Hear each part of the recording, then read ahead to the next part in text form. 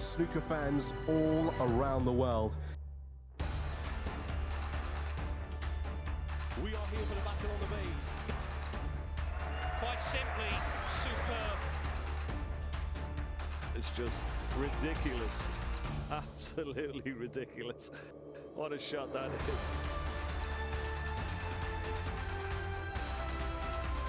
He's got the hot shots all to himself. The break of a multiple world champion, exuding class. And that's a shot that again will live long in the memory. Hello, good morning and Happy New Year from a rather chilly Leicester. We're back at the Mattioli Arena for the first snooker of 2026. It's the BetVictor Championship League invitation version.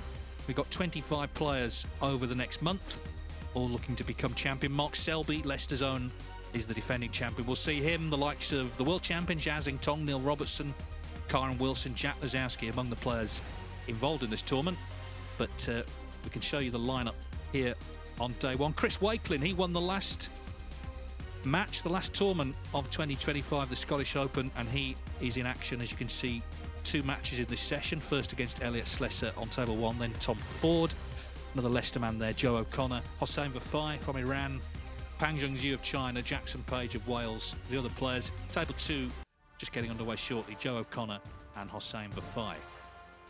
But we're going to start with Chris Wakelin and Slessor. And Chris, so it seems like he's never been away. Of course, he won that Scottish Open in fine style. Beat Chang Bing-yu 9-2 in the final in Edinburgh just a couple of weeks ago. But here he is. No doubt raring to go, as we all are, for another year on the green bays. So just a reminder, 7 players in the group. They'll all play each other. The matches are best of 5, first to 3. No draws in this version of the Championship League. You get a point for a win. The top 4 tomorrow evening will go into the playoffs.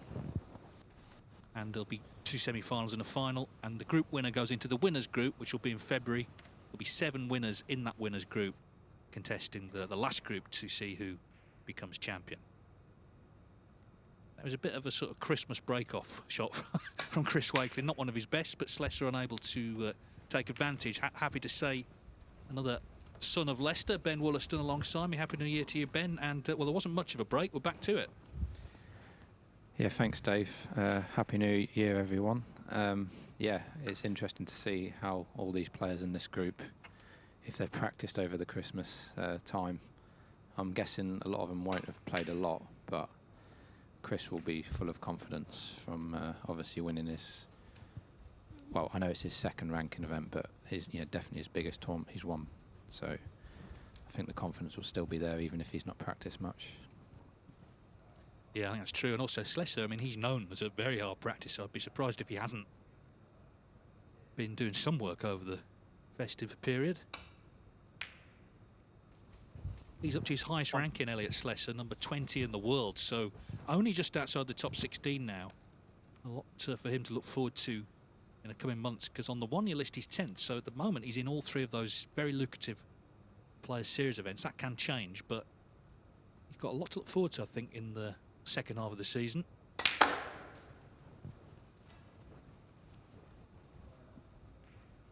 Yeah, he is a big practicer, Elliot. He's improved so much the last couple of years. As you said, yeah, 10th on the one-year list. Obviously, a lot of that's to do with getting to the semis in Saudi.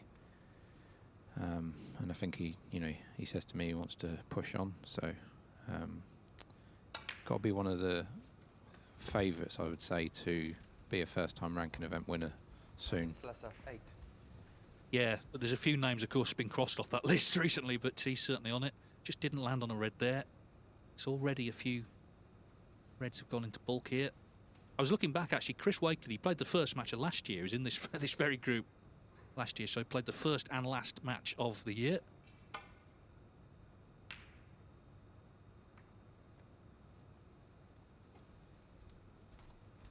But it looks like he's offered up a chance here.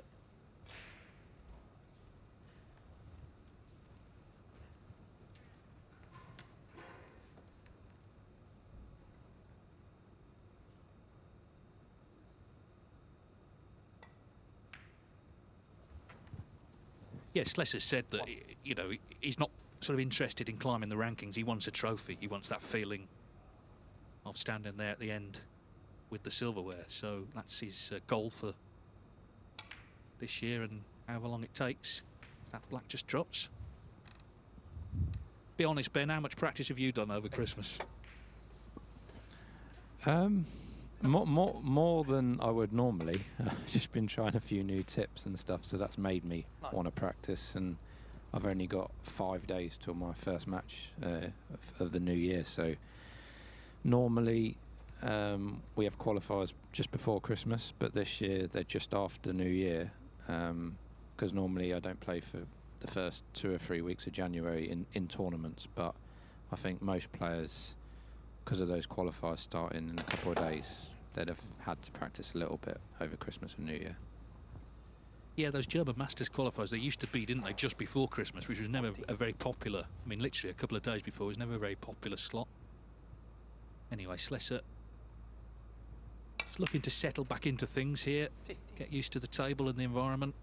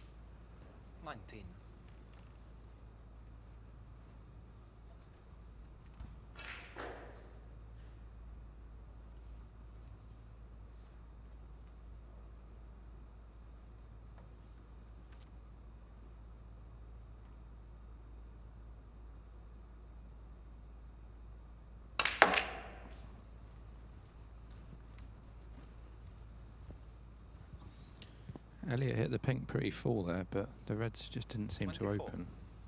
Not sure if this red passes the green. If it doesn't, I think it'll have to be a safety shot. Yeah, nothing really moved, did it? He's having a good look here.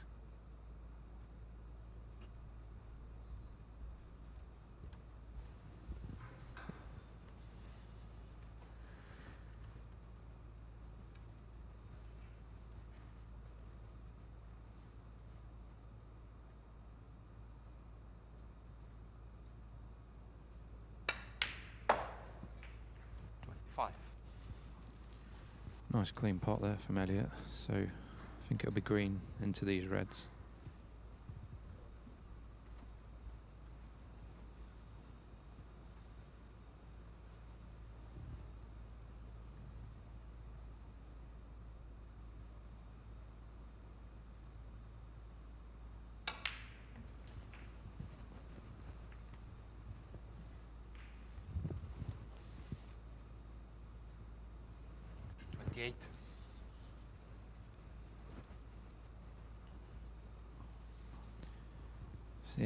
It's actually worked out quite well. I think he's on this red and he'll free some other reds.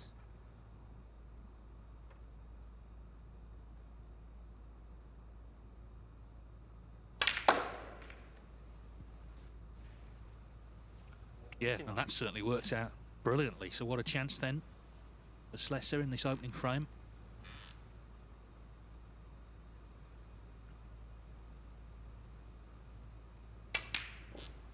Ooh, but he misses the black, and of course now the problem for him is he's opened all the reds up.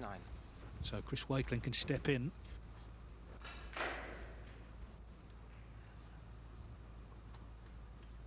Yeah, that will annoy Elliot because he played such a good shot on the red to open all the reds. He had the frame at his mercy, but first frame of the day, just after New Year, he couldn't miss anything.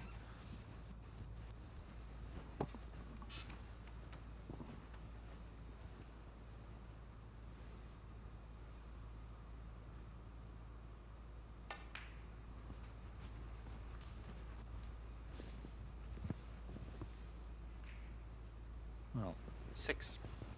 May not be on the red to corner. He's got the one to middle. Just overran that.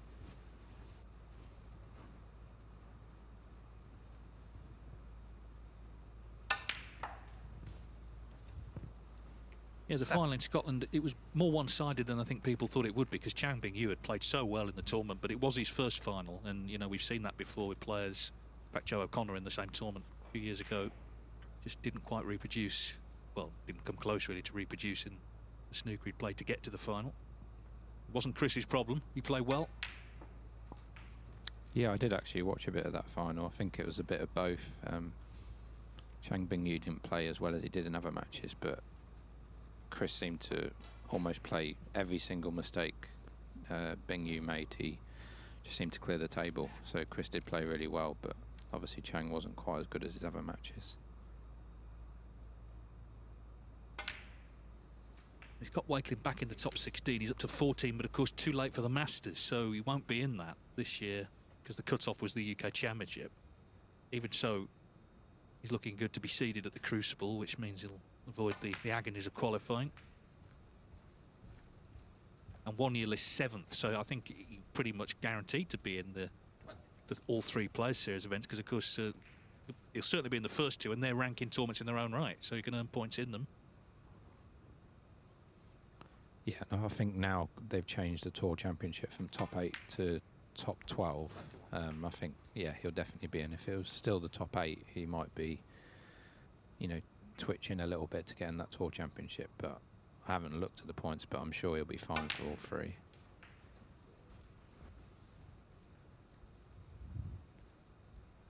Yeah, and of course he'd been ill the week before the event, and you know, was thinking, I mean, he doesn't pull out much. He did pull out the shootout that made the trip, and well, it's turned everything around for him this season. Yeah, because he said in the after he won the final, it's been a strange season because he got to the semis at Saudi, and he's barely won another match actually going into Scotland. He'd only won a couple of matches in all the other tournaments, and then obviously won in Scotland. So he's had 2 amazing tournaments, and that's why he's so high in the rankings.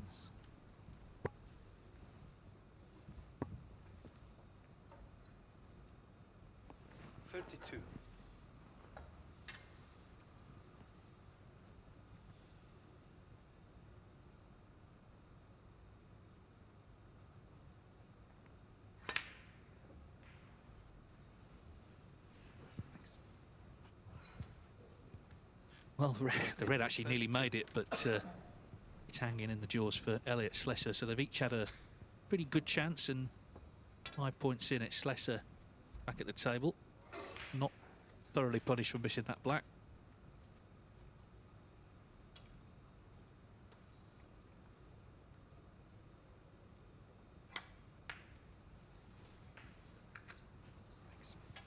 Thanks. 1.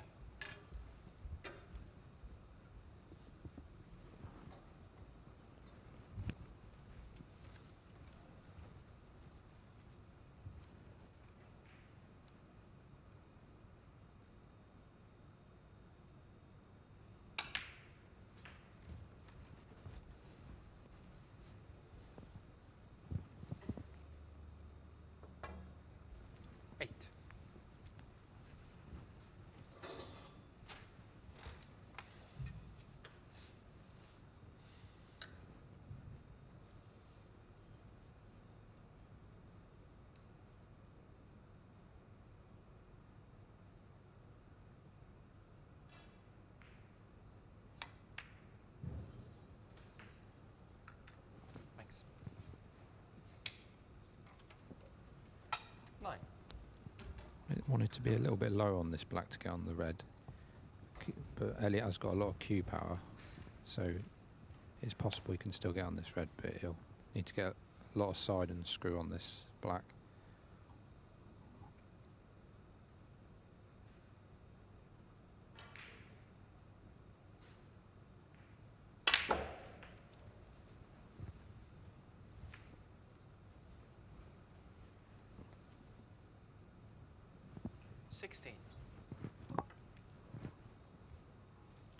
Yeah, he seemed to get the reaction with the screw, but he just didn't get enough side on it. That's why he collided with the blue. Maybe try and get a snooker, put the red on the side cushion on the green side, and get a snooker behind the green and pink. Thank you. it's Slessor 16.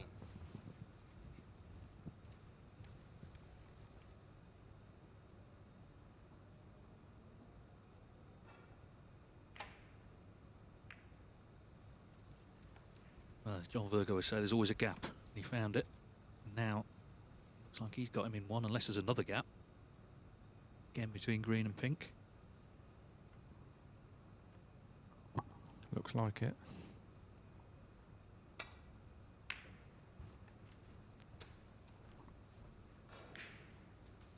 Well, it made a big difference because he's doubled the red. So, Slessor 22 in front. Just needs green and yellow to take the opening frame of the tournament of the year.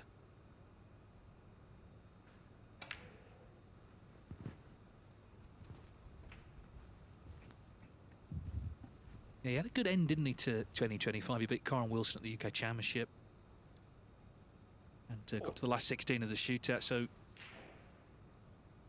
he's had plenty of matches this season, and he's, as I say, well placed in the rankings to, 6. if he can get on a run in something, to challenge for the top 16 going to Sheffield.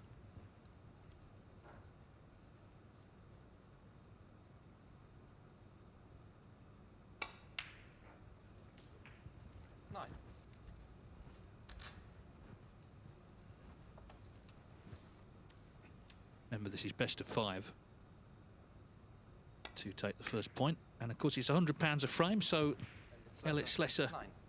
Under frame. 100 quid to the good already here in this new year. He's won the opening frame. They each had a chance, as I say. Chris Wakelin was left with that tricky shot with the rest, that red that he missed, and then failing to get the snooker. Slessor doubled the red, and that was that. And of course, it's a short match, so you know, if he loses the next frame, Wakelin, he is struggling. But of course, they all play each other. Just to remind you, it's the top 4 tomorrow night in the table that will go into the semi-finals, the playoffs, and then we'll have our first player for the winners group. On the other table, it's Joe O'Connor and Hossein Vafai. Joe O'Connor has not to travel far, of course. Hossein here, not had a great season. He's had that shoulder issue that has definitely affected his form. Not actually been beyond the last 32 of a ranking event. So on the 1 year list, he's down at 52nd, which is just an indicator of not a great season, but the season far from over yet. Looking rather accusingly at the cue ball. Yeah, he is, but he looks exactly where he wanted with the white. So maybe he didn't play it well, and he got away with it in his mind. Of course, like Chris Wakelin, he's a former winner of the shootout. Tom Ford as well in this group has won that tournament.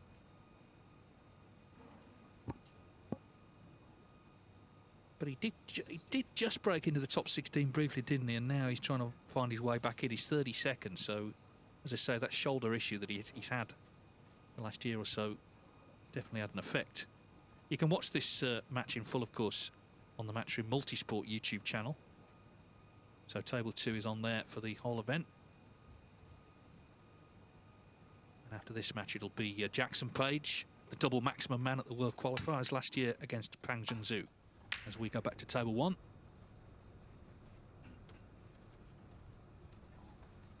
Well, it's a very similar break-off actually to Wakelin's in the first frame.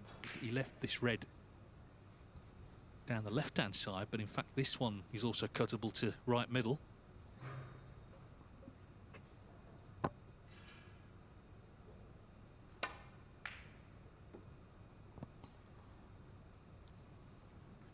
Disappointing miss there from Chris. Yeah, with the break off, when the table's brand new, it was the first frame played on it. It can just be a little bit slow off the cushions and catch the players out a little bit. But I assume as the day goes on, they'll realise they just need to hit it a little bit harder.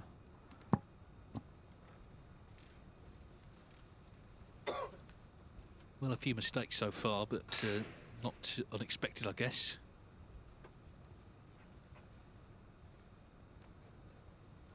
Just to reiterate, Mark Selby, defending champion, he will be coming in a later group. The likes of Neil Robertson, Zhao Xintong, Karen Wilson, Jack Lazowski are on the starters list as well. Stuart Bingham.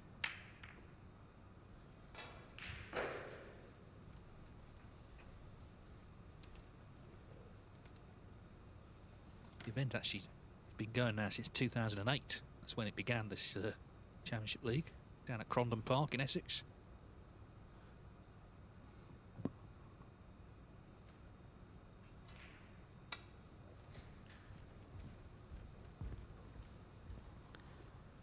Yeah, I remember getting a late call up for that. I'm not sure what year it was, maybe 2012 or 13. And it was like in a really old, thatched. It was a really strange room to play snooker in, but it was the home of the Championship League for quite a few years. Yeah, it was Crondon Park. It was their sort of function room. They had sort of weddings there and all sorts. But yeah, it did the job.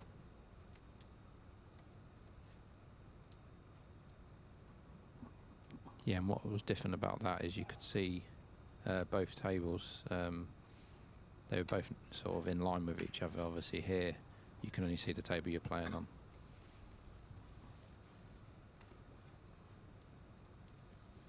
Well, Slessor was rather quick back to his chair though. That's not the best shot he's ever played. He's left this red.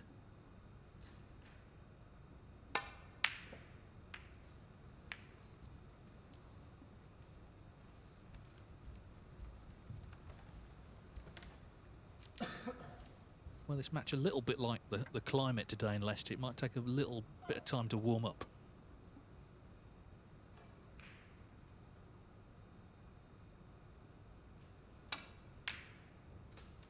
One.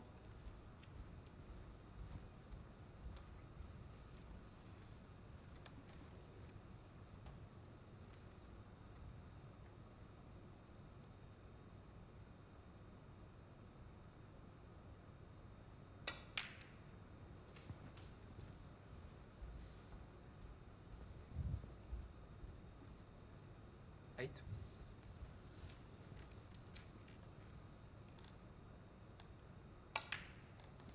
Nine.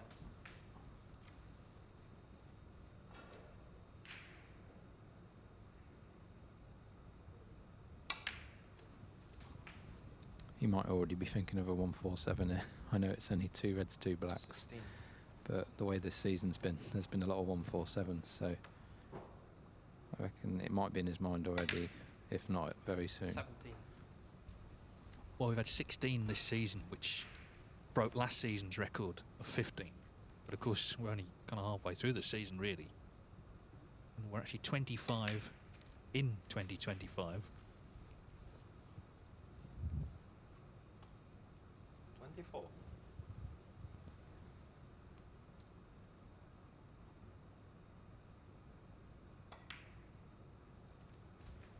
25.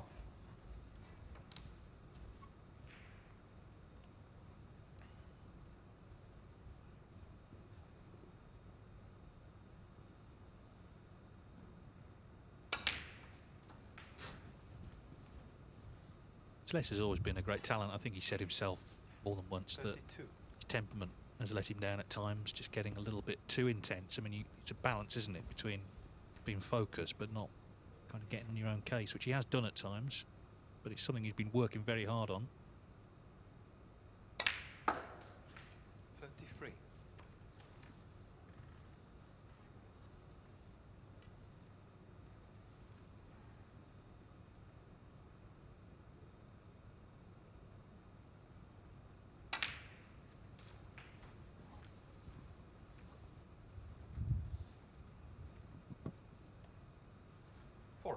Well, I guess we'll see now if he's going to play for the black or not.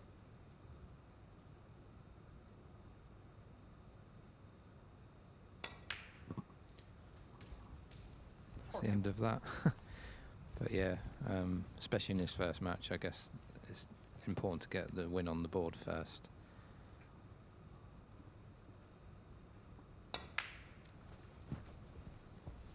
Yeah, of course, Chris Wakelin said there were 25 maximums last year. Of course, he sat out 2 of them in the same match. Ronnie O'Sullivan in Jeddah in the Saudi Arabia Masters. That's extraordinary performance in the semi-finals. And of course, the player who'd previously made 2 in the same match, Jackson Page, he is in this group.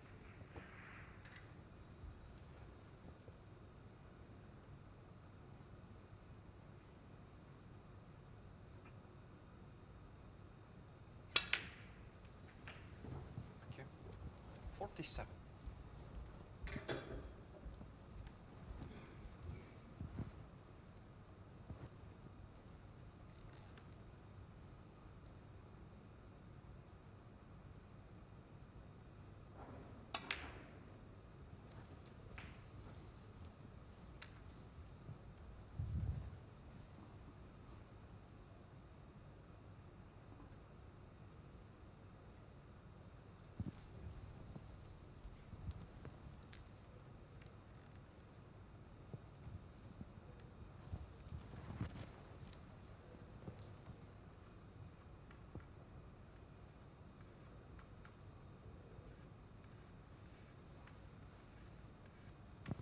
Thanks. 53.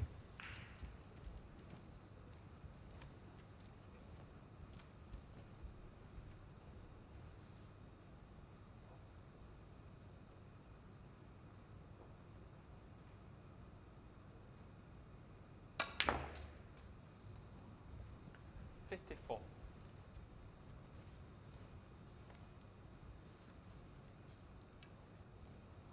Yeah, it was a good shot by Elliott to leave the angle on this pink to free some more reds. Well, it's a bit like the last frame, isn't it? When got into the reds, then he missed a black. This time, as you say, trying to free more. Potting the pink has missed it. 54 in front, but there's plenty on.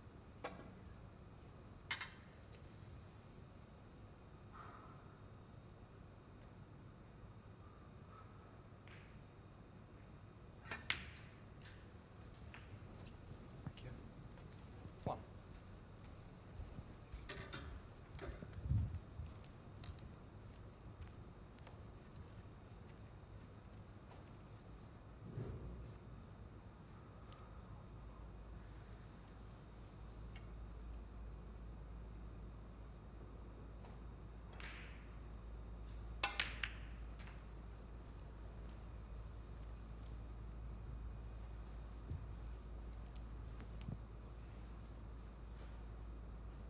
Seven.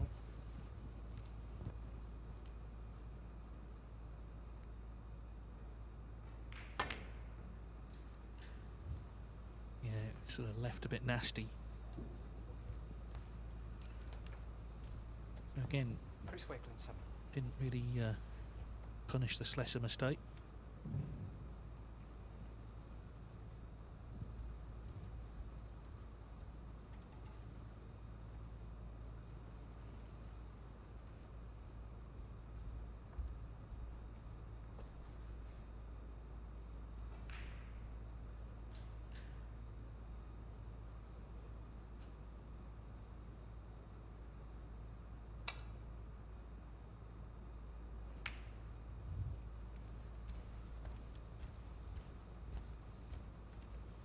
Just to say, Hossein Vafai won that opening frame. We saw a little bit of quite a close frame against Joe O'Connor.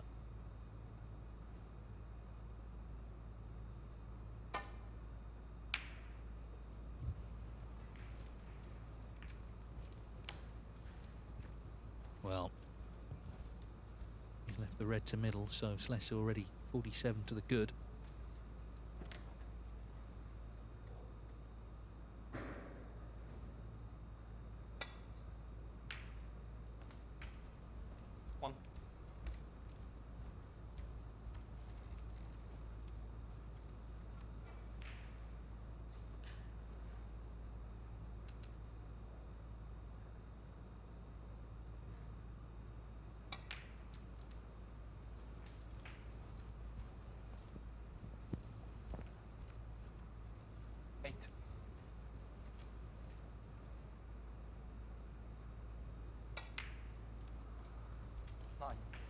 So these two reds in open play are going to be enough for 2-0. We've only been going about half an hour.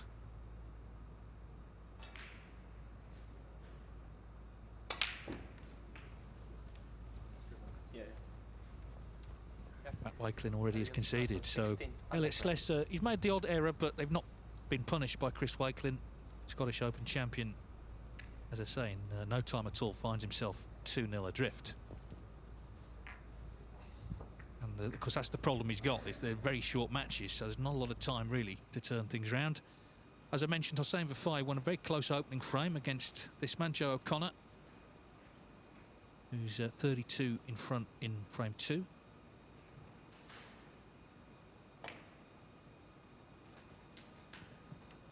Of course, Joe O'Connor was runner-up in the ranking event version of the Championship League to Stephen Maguire in the summer. And earlier last year he was runner-up in the World Open to John Higgins. Another player really, I guess, on that list, isn't he? You know, you could see Joe O'Connor coming through winning a ranking tournament sometime soon. Yeah, he's similar to Elliott in a way. It's massive improvement the last 2 or 3 years. Yeah, and yeah, as you said, he's definitely on that list. That you definitely wouldn't be surprised if he wins a ranking event soon. 37.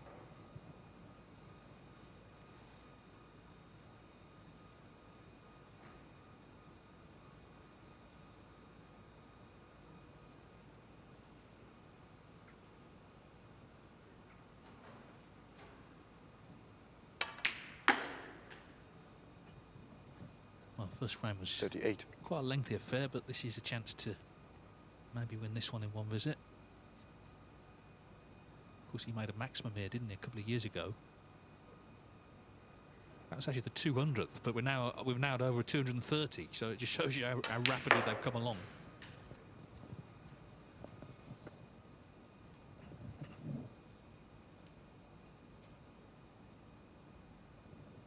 $40.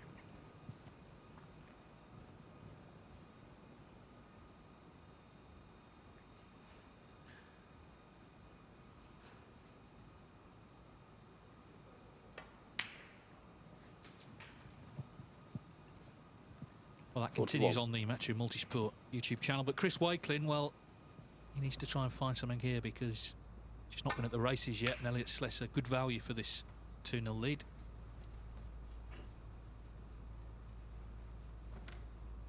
Obviously, there's time if you lose your first match because you play 6 in total, but you don't want to be in that position tomorrow relying on other results. Someone needs to lose, you know, something needs to happen. You want to have your sort of fate in your own hands, and you'll do that if you're winning matches early on.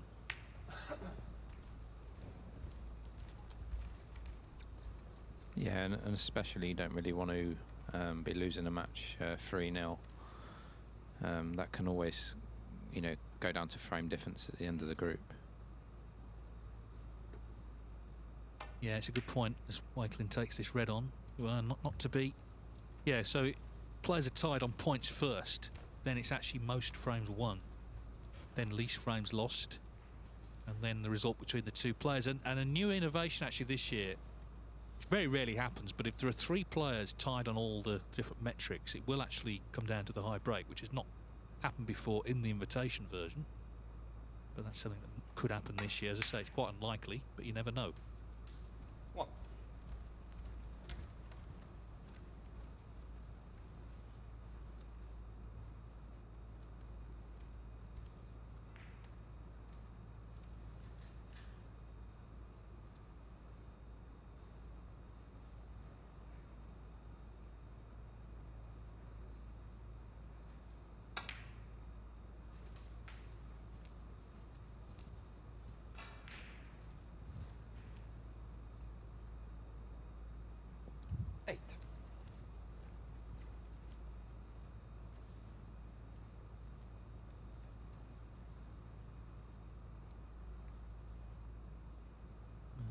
One of these little cutbacks.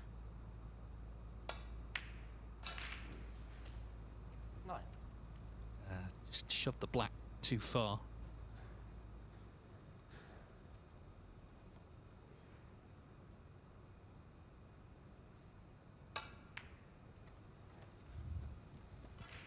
Didn't react though, did he? You know, that's, as I say, fairly over the years, 9. you know, there could have been a moment there where he could have been really disappointed he wasn't on the black, but he's just played safety and we move on.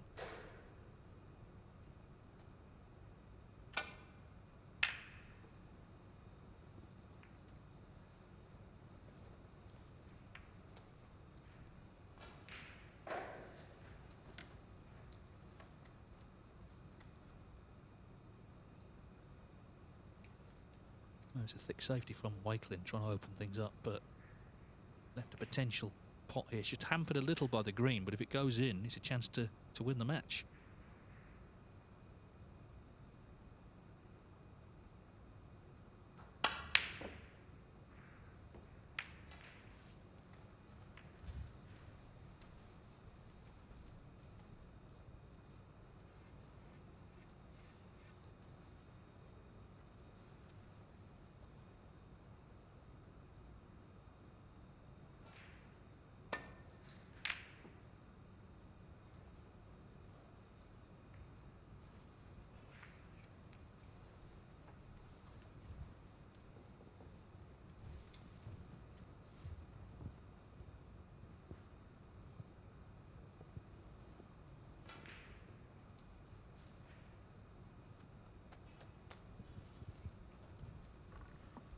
Good safety by Chris there. Got Elliott in a bit of trouble here because of that. 2 reds near the middle pocket are causing Elliott problems as well.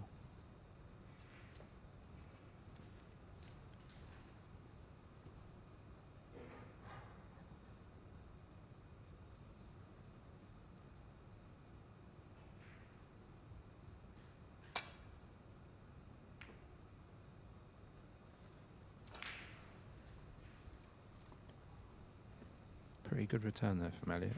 Had to catch that really, really thin. So he's just happy sort of to survive that shot, really.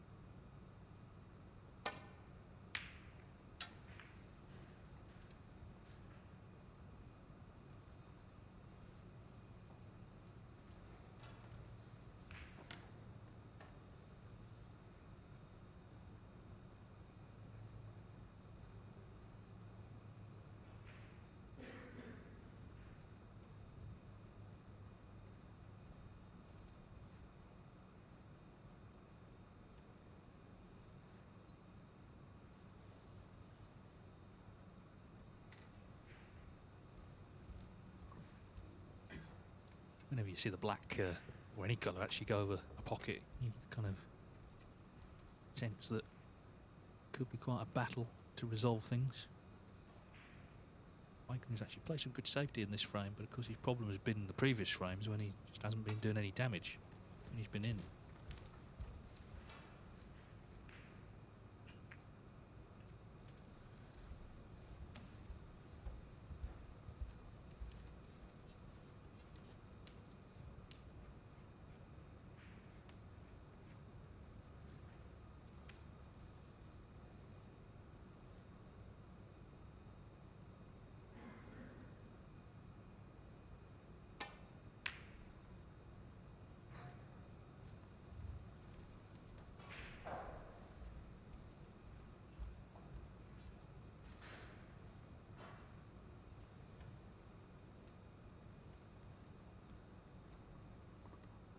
Just could be a bit of a mistake there from Chris, because Elliot's looking at this plant, could either go in direct or even off the black.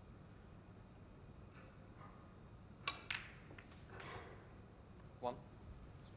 Yeah, that was a poor mistake really from Chris. I just don't think he thought going for that red he could leave anything, but that's ended that stalemate.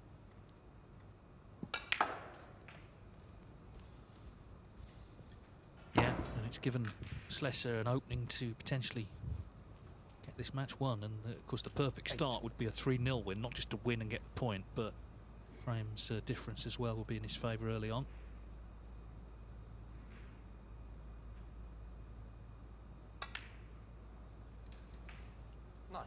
Worth saying as well, of course, this is on the list for the Champion of Champions, so could be a route into that big event towards the end of the year.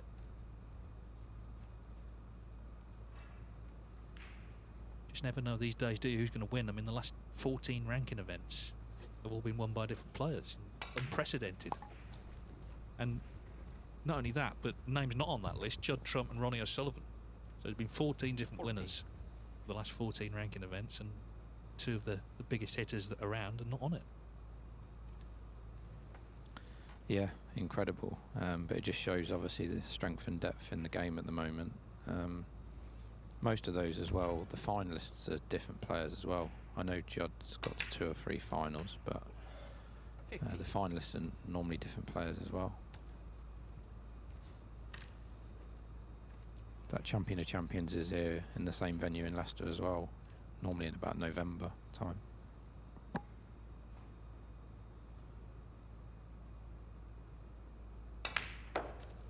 Yeah, of course, Mark Selby booked his place by winning it, and then just to make sure won the UK Championship as well. And as I say, he's defending this title, coming in a later group. 20.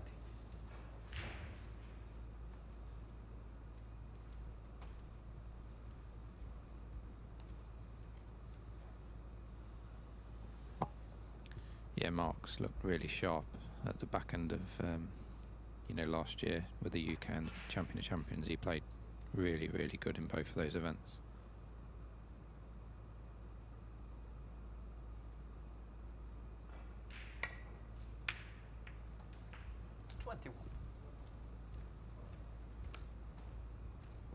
What group, Dave, is Selby coming into this? Well, I believe it's after the Masters, so he won't be here this week, but I think it's the first one after the Masters. Might be a bit awkward if he wins that event because it starts the next day, but anyway, be good to see him.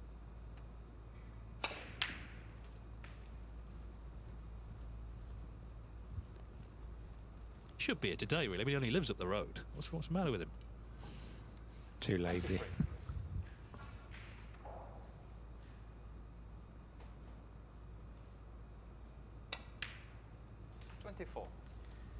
Yeah, apart from those 2 misses, obviously, when Elliot was in front, 40 or 50 in front in both frames, he has looked pretty sharp. A lot sharper than Chris in this match, and obviously that's why he's looking good for a 3-0 win here. Yeah, sharp I think is the word. And as I said earlier, he's got a lot to look forward to in the remainder of the campaign. A lot of snooker to be played for Elliot Slessor. But what he wants is a trophy. He wants to be on that winner's roll.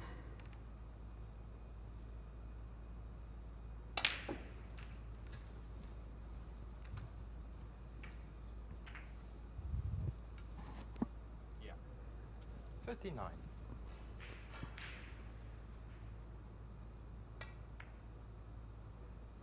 Ooh, it's not over yet. It's not over And yet. it's The red has not 39. dropped. So Wakelin sort of clinging on here. Kind of looked over, didn't it? Be a big moment actually, won't it, if he comes back and wins the match now, because it was basically 3-0 all day long there. Yeah, he's done the same in all 3 frames. Like, he's looked almost certain to win the frame. Been 40, 50 in front in all 3 frames. Gave Chris actually a reasonable chance to, you know, counter-attack. But, you know, will Chris do it this time? Will he come back in this frame? 8.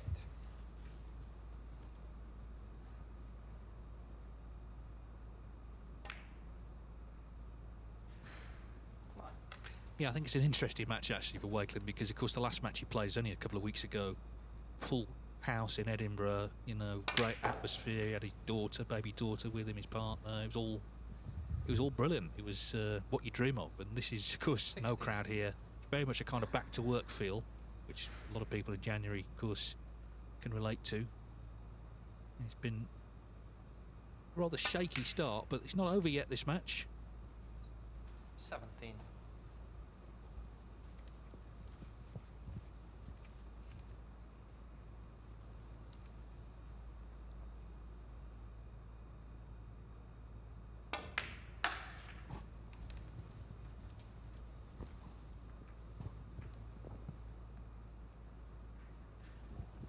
Two.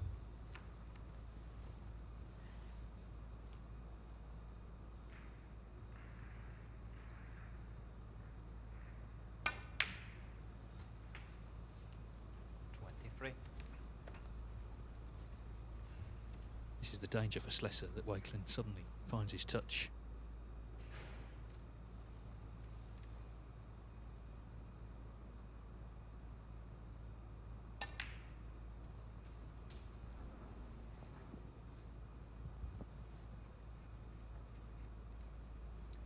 Six.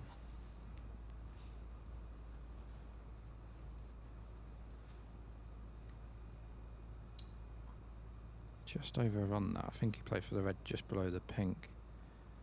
By his reaction, I don't think this bottom red goes.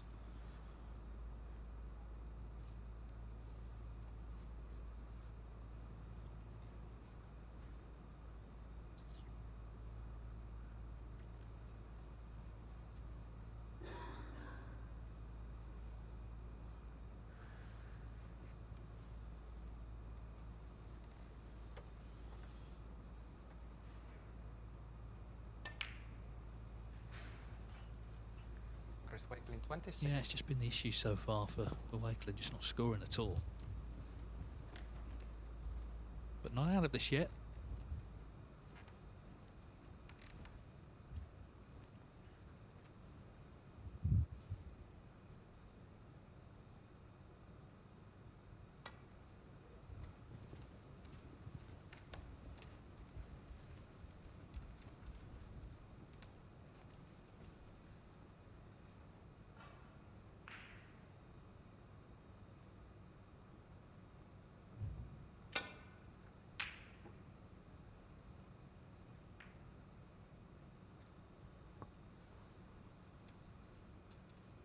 Needs the blue to come to his rescue here.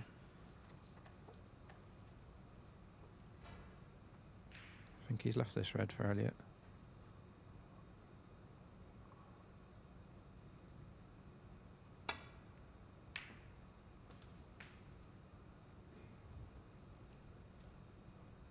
One.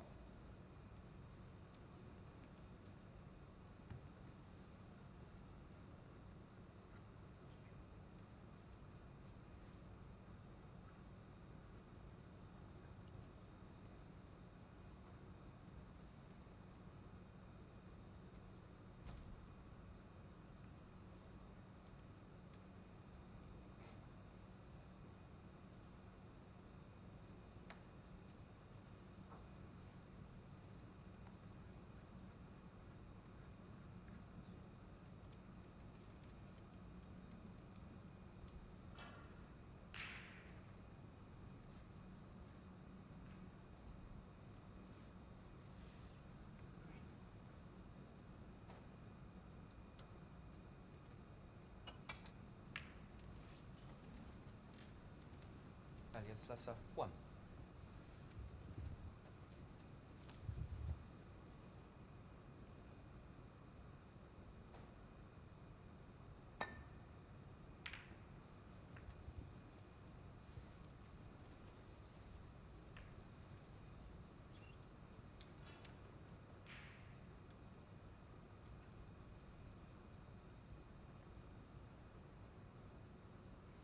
Elliot try and get the white behind yellow and brown here. Just got to be careful he doesn't push a red near the pocket.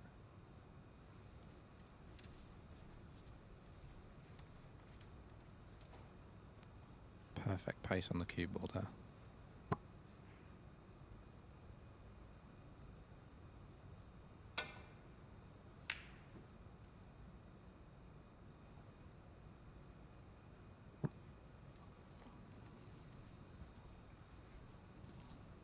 force a mistake there, Elliot. It was because he got such a good cue ball. Made it a bit more difficult for Chris. So Elliot needs red colour red here. Yeah, he's been the better player, hasn't he? Don't think it would be a wrong scoreline if he did win 3-0. He's got to try and, as you say, just close it out. Got the green, obviously, put it safe. Insurance as well.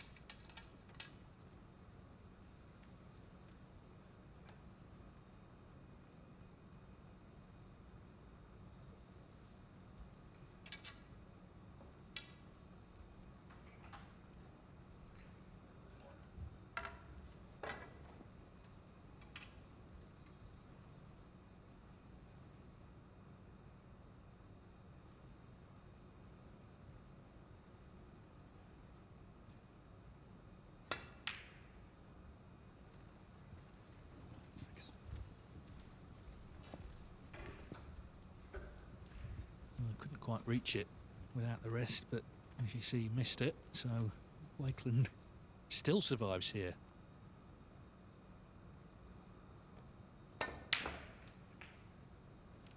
One.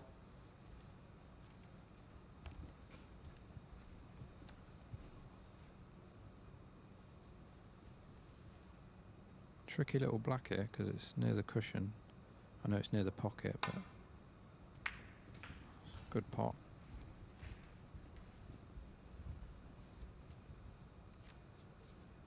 Eight.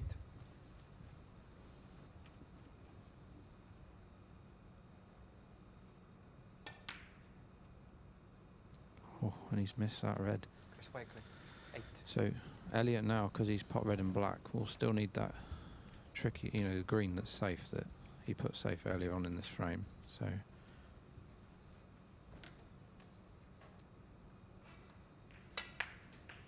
One. Thanks. Yeah, it's always the danger. I mean, it's obviously the smart thing to do, but as you say, sometimes you end up needing it yourself.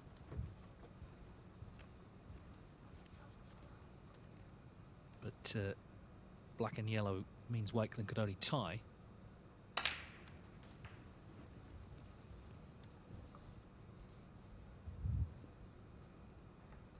I think with that angle now, he can only really leave himself a double on this green, or obviously just a safety shot.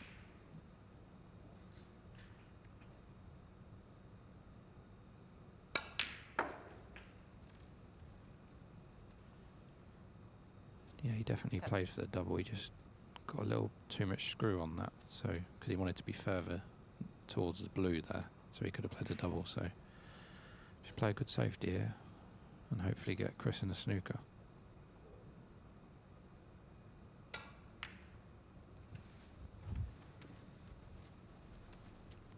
Elliot Slessor. 10. Yeah, and of course has to hit this green, but also can't afford to leave it on. So it's trouble for sure.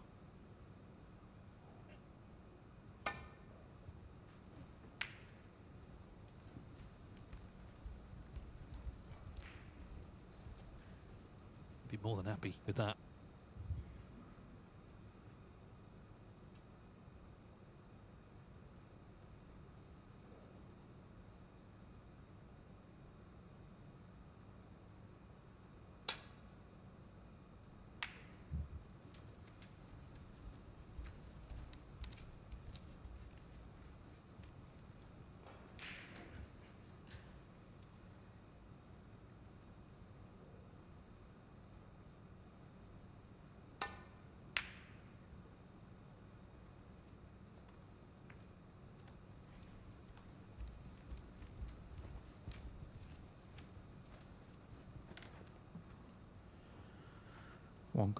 One good bit of cueing here from Elliot. Long straight green. This is for the match.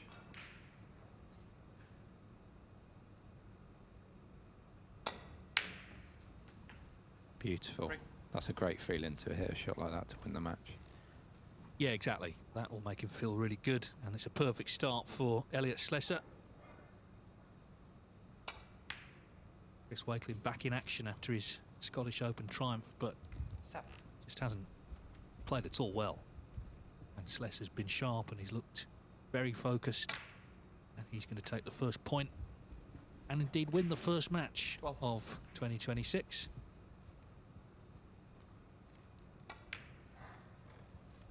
The perfect start 18, for friendly Elliot match. Slessor. Elliot He Slessor. beats Chris Wakelin by 3 frames to 0. And in the very, very early stages of this BetVictor Championship League, he's top of the table. And he gets a little break because he'll be back for the third match.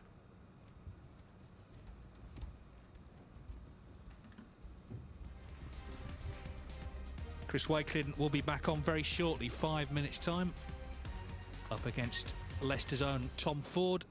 Still plenty of time, of course, here to turn things around, but he'll be looking to do it immediately. Not the best start. We'll see in 5 minutes, Chris Wakelin against Tom Ford.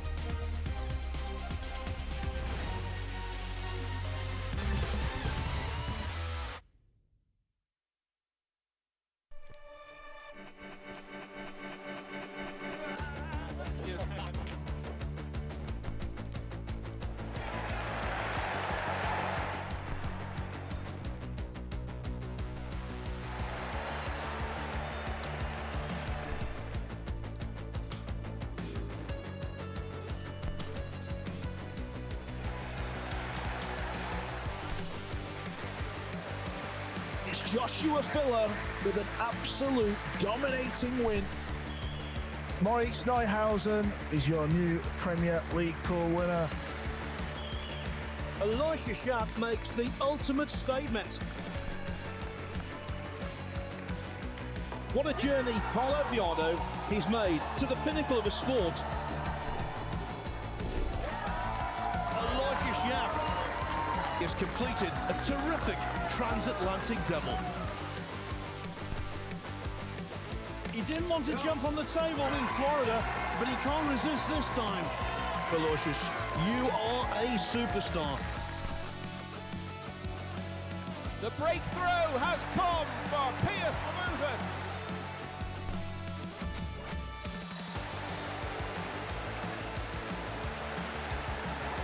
Team Asia, they've won the Reyes Cup again!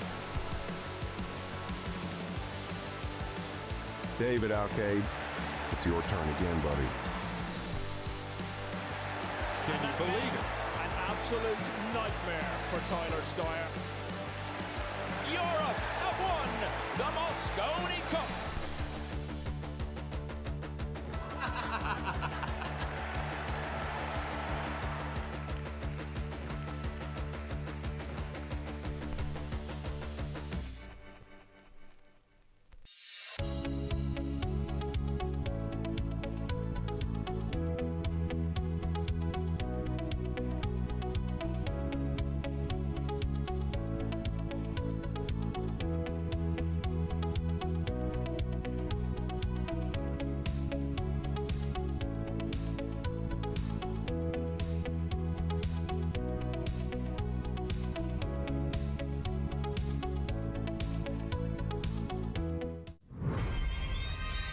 I'm Barry Hearn, president of Matchroom Sport. Talk to me. I'm Eddie Hearn, the chairman of Matchroom Sport. My son and heir, I call him my project. He's good, but he's not yet great. I'm fucking watching you. We are the biggest sports promotion company in the world. Matchroom started as a £100 company and now worth north of £1 billion. Look at what the old man has done. I never wanted to work for my dad, but you have to play the hand you're dealt. Eddie, he has ego. It's a weakness, and I won't give up control until I'm sure he's ready. Boxing is an important element of the revenue stream, but only an element. We've got the greatest snooker player to ever play the game. The biggest profit earner is darts. There's no business that has the drama. If I found out you knew about it, you're done. The ego. Jesus Christ. What is that? The aggravation. Oh, shit! We need fair judges next time. The most important thing for my dad is winning.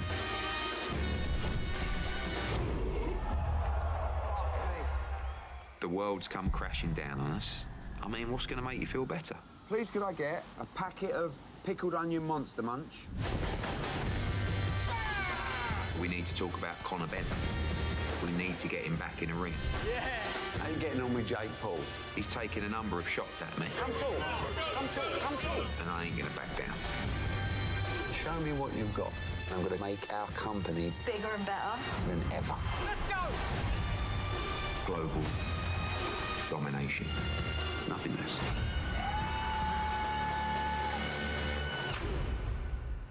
I still don't understand why his shirt's off.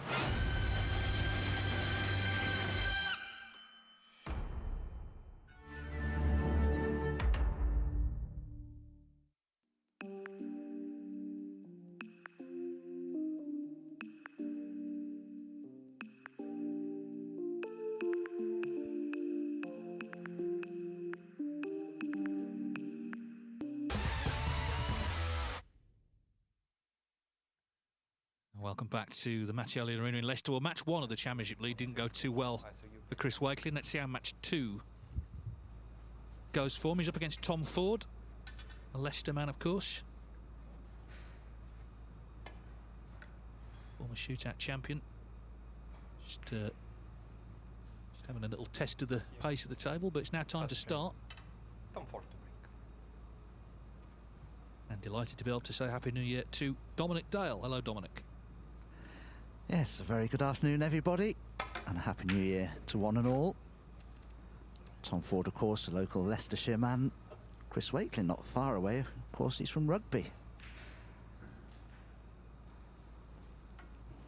Tom Ford, very experienced player, of course, as is Chris Wakelin, having won the Scottish Open just very recently, his first proper snooker ranking event title. Of course, he won the shootout a couple of years ago.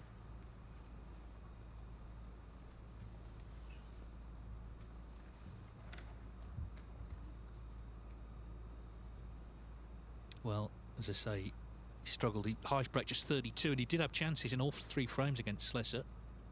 See what sort of shape Tom Ford's in here on the 2nd of January. One. Known as a heavy scorer, he's had 5 maximums.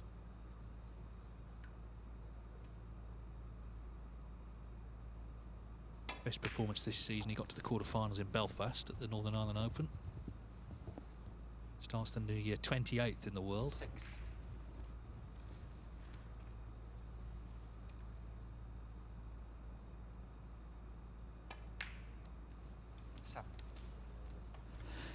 Yes, he leads the head-to-head between the two players, 6 matches to 3, Tom Ford. And I think that's just because he has a completely different style of play to Chris Wakelin. He's a very attacking player, Tom Ford, as Dave has mentioned, the 5 career 147s, 315 career centuries. He's a very, very potent break builder. Yeah, and he likes an open game. I always think with Tom in these events, you know, he might win quickly, he might lose quickly, but I don't think it'll be a slog either way. He'll go for his shots. 14.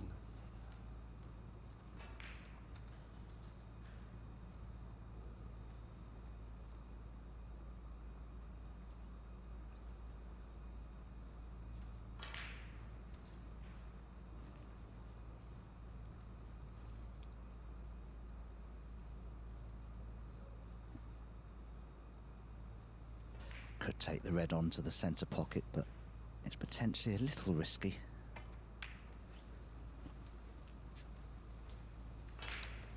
For 14. It's also very difficult to know if the players have been able to practice over the Christmas period. A lot of club-based players may not have had the opportunity.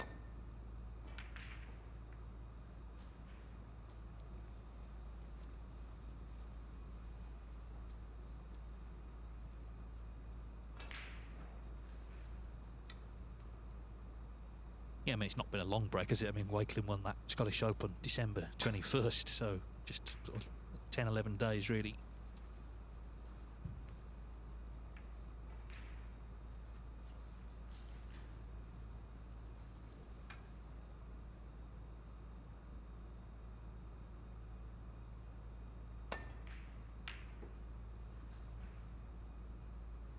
Oh dear. Well, it's just not been a at all the start he was looking for. This is the 4th frame he's played, and things seem to be going from bad to worse. He's left the red over the pocket for Tom Ford. 1.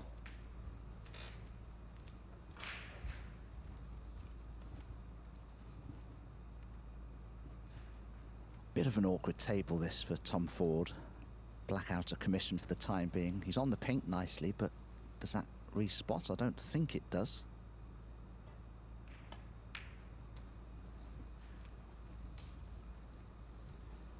Let's just see if the pink spot's available. No, it goes on the next highest available spot. That's the brown spot. So a chance here for Tom to stand up for the blue into the left centre. And from that, he can go into the pack of reds. 8. Could have done with a little more angle. Because if you go into the pack of reds with pace, in a situation like this, you'd always be hoping that something could just come down and develop the red and the black and bring the black into play. But Tom didn't have enough angle there on the blue, so couldn't go into the reds. 13.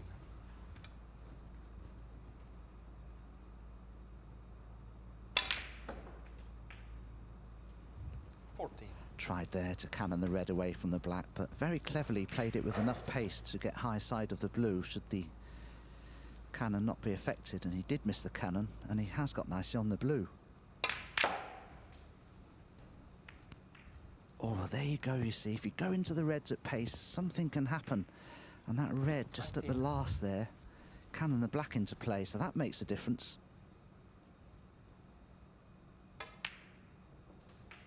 Meanwhile, we've had our first century of the year from Joe O'Connor. On table 2, he's 2-1 up on Hossein Vafai.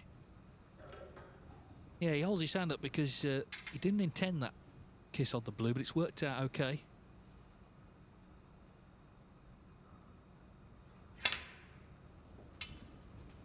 Of course, Ford, I mentioned Hossein Vafai, and Ford as well had that shoulder issue earlier in the season. He was in quite a bit of pain actually in the ranking event version of this last summer here. But I know he's been having treatment. Seems, touch wood, to be on the mend.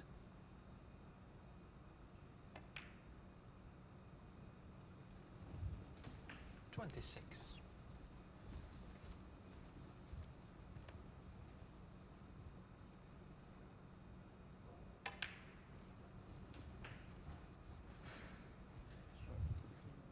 Yes, sure.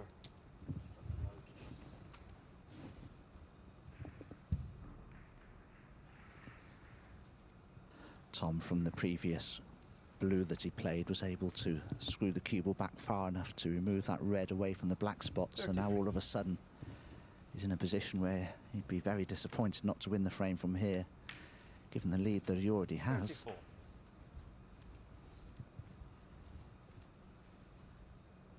Yeah, and it's turning into a nightmare start for the man in form. And of course, the man who won the last tournament, Chris Wakelin.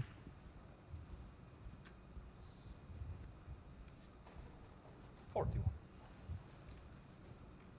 All would not be lost if he failed to win his first 2 matches, but he'd be playing catch-up, and as I said earlier, in that position you don't want to be in, where you sort of maybe need results to go your way tomorrow, and of course you can't affect that yourself.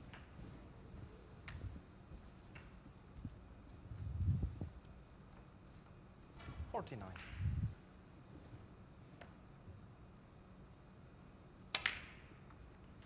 $50. So just this blue required to take a 1-0 lead, barring snookers. But Tom Ford, I'm sure, will be eyeing up a big century here.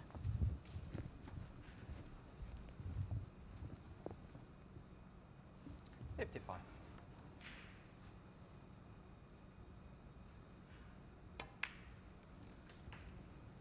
$56. I think one of the good things about this event, it does actually force players back to the table, doesn't it? You know, it might be at this time, you might take a few more days off, but there's qualifying coming up, there's big tournaments coming up, and we know the standard is so high now, and all the different winners we've seen tell you that you just cannot afford to 63.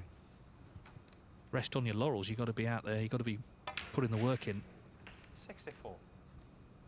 But of course here, you get paid for it, and this is his first £100 of the year for winning this frame.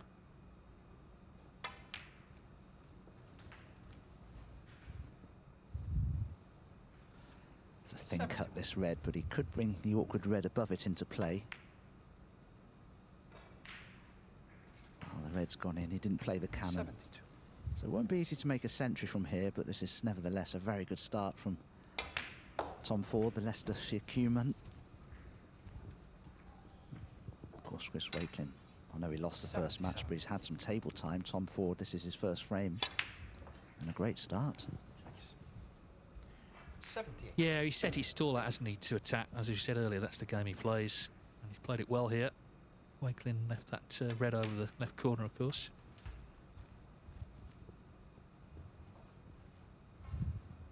Well, he's finished very close 85. To the red. But still a chance to pot it. It's not there, but a fine 85 from Tom Ford. So, as I say, things for Chris Wakelin going from bad to worse, because he's now played 4 frames here today and lost them all. And, of course, as Ben Wollaston made the point earlier, it's not just losing, it's if you lose 3-2, you've still got those 2 frames that might count towards the total tomorrow. But, of course, no frames at all. It's a big struggle, even just 2 matches in, to turn it round. Wakelin has got 2 more matches actually today. He plays Joe O'Connor and Pang Zhengzhu. Tom Ford has a couple to come on table 2 later against Pang and also Jackson Page. Now, as I say, on table 2, Joe O'Connor's made a century, lost the first frame to Verfai, won the next on the black. And here he's at the table 14. In frame 4, 2-1 up, looking to take the point on this table.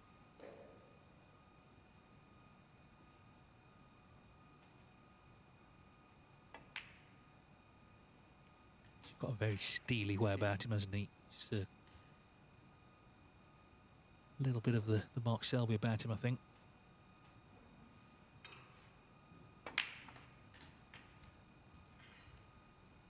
Yeah, it's a very fluent, curious Joe O'Connor. I mean, lost the first frame in this match and didn't look great in the second frame for a while, but he's found his form when it mattered most. Only best of 5 these matches, so you do need to start well if you can.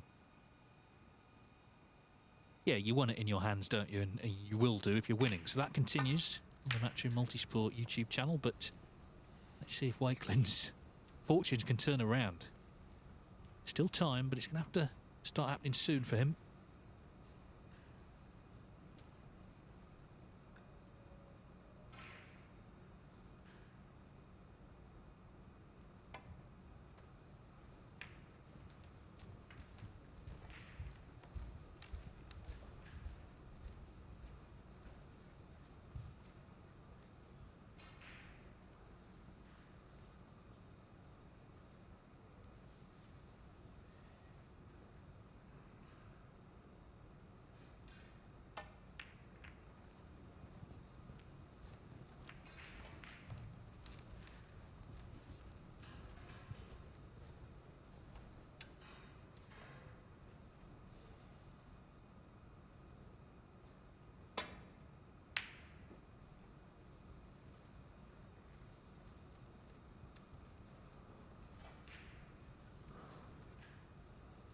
Once again, the black is tied up early on in this frame. Chance, though, maybe for Chris to play a thick safety and potentially bring the black back into play.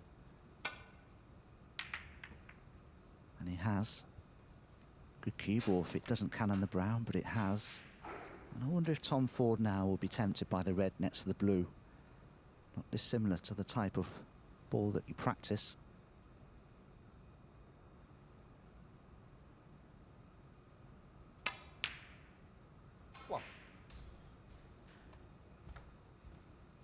Things are not going well for Chris Wakelin. Had he not cannoned the brown, I'm sure that Tom Ford would have been just playing a safety shot there. As it is, he's right back in, and let's not forget Chris Wakelin's previous safety brought the black into play, so it's a decent chance this for Tom Ford.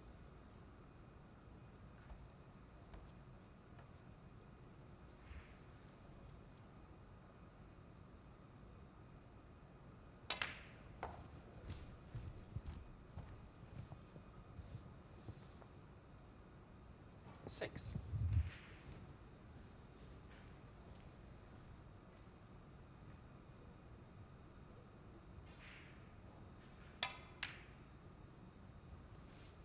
Tom Ford 6.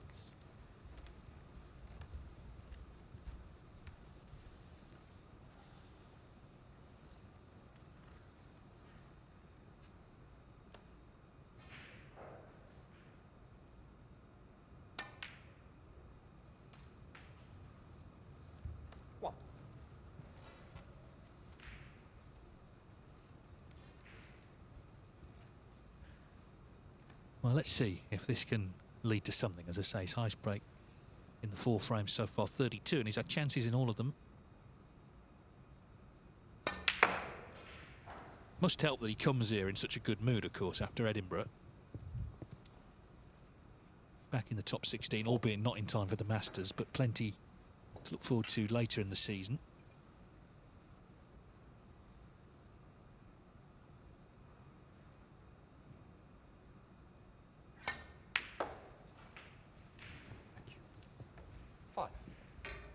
Struck that very nicely, playing it with the rest, and he's beautifully on the black now to come off the top cushion and back up for the red that's just above the black, and that would really open up the black spot area.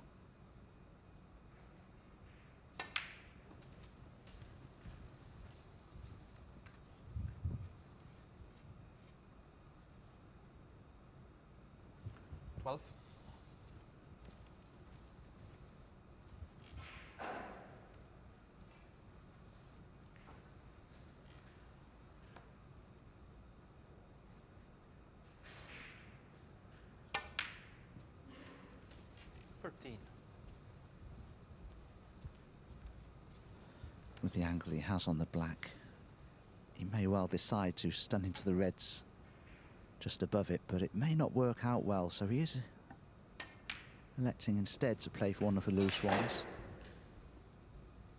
But there are only a couple of loose reds available here for Chris Wakelin. It won't be long before he needs an angle to go into the reds.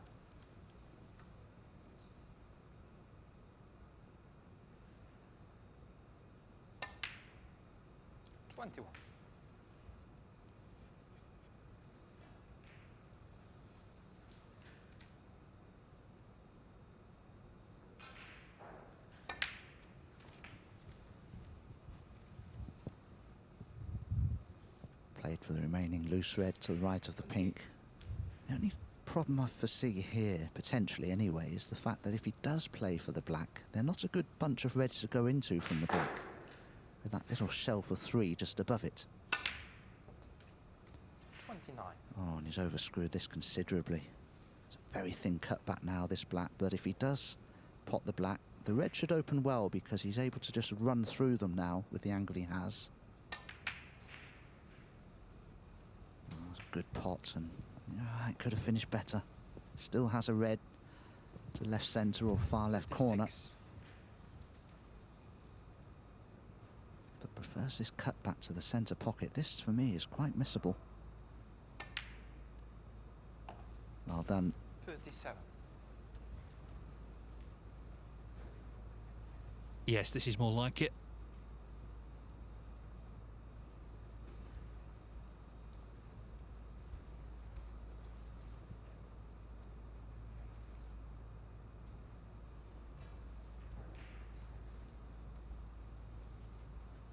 Could still end the day, of course, on 3 points. If he wins this match, his last 2, he's suddenly looking really good overnight. 2 matches left to play tomorrow ahead of the playoffs.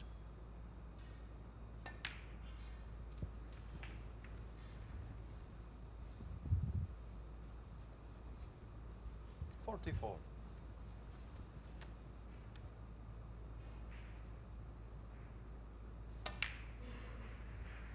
45.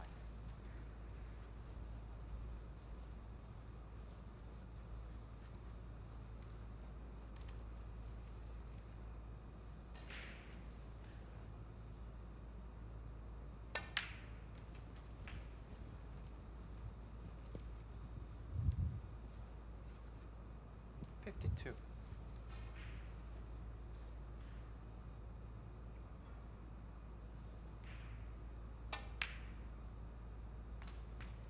53. So it's taken a while, but Wakelin now reminding us of why exactly he did win that Scottish Open recently.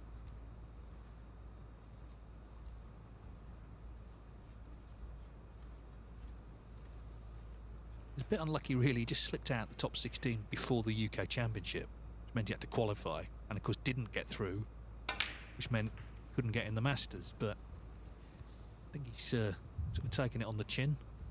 Now then, 60. Slight smirk as if to say, I could be better on this red.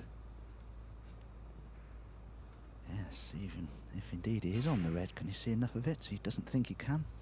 And it's awkward now with that red in bulk. He may well have to come off the bulk cushion and kick that red back down the table.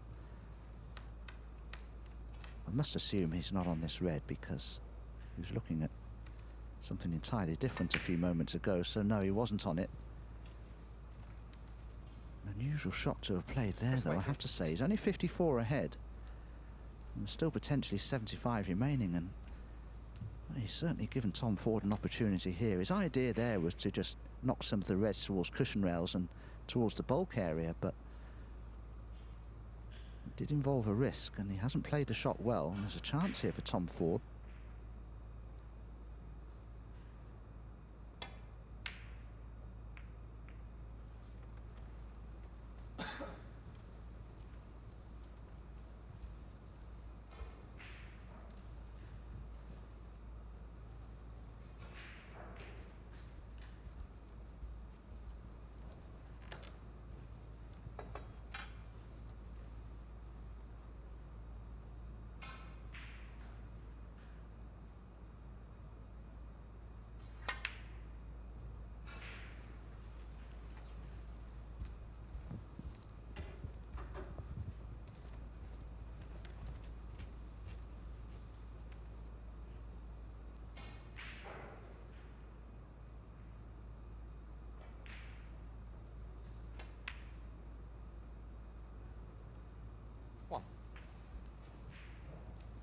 Well, that was an excellent cut back into the left centre from Tom Ford, and it was a natural angle to get nicely on the black.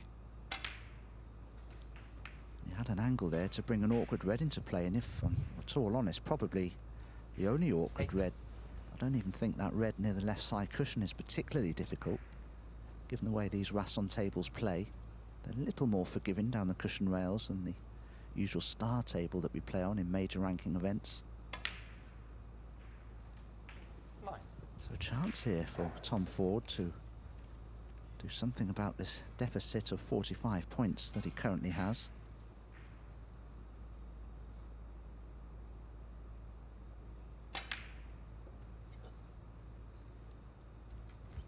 Well, it was, but he didn't get very far. Cue ball's run on though, hasn't it? You know, he could have left Wakelin nicely on that red to the yellow pocket. This one is cuttable to middle though.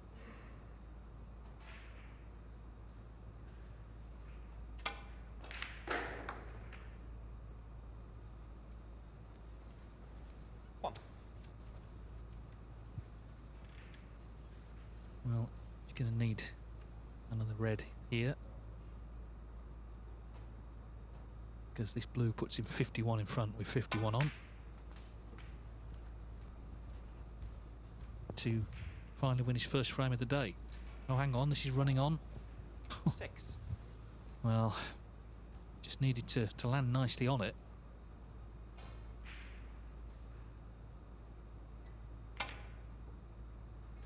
He still potted it.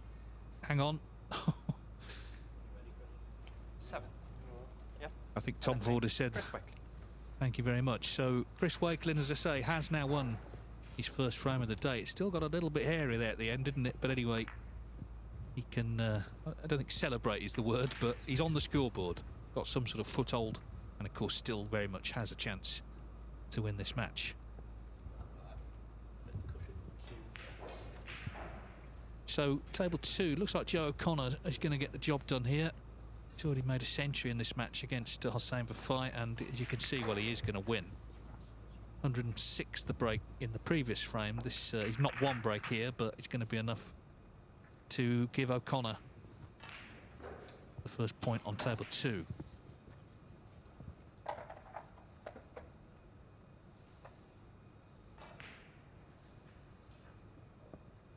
Runner-up in the ranking event here in the summer to Stephen Maguire. So he lost the first frame, but has won the next 3. Joe O'Connor beats Hossein Vafai 3-1, and the next match there will be Pang Zhengzhou against Jackson Page.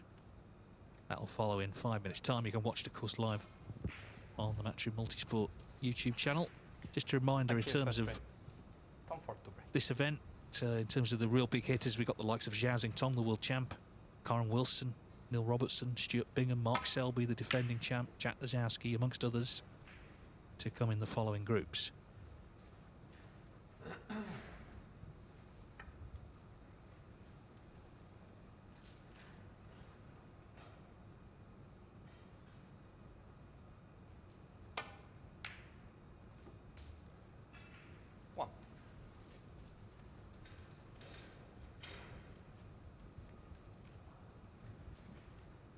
Excellent red that from Chris Wakelin, timed the shot beautifully. And he hasn't finished badly on the blue. To the left corner, if he's straight enough to hold for the red to the same pocket.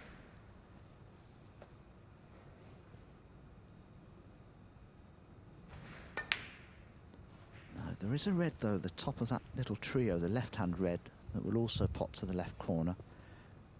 And if he's nice and straight on this red, he can run through for the black.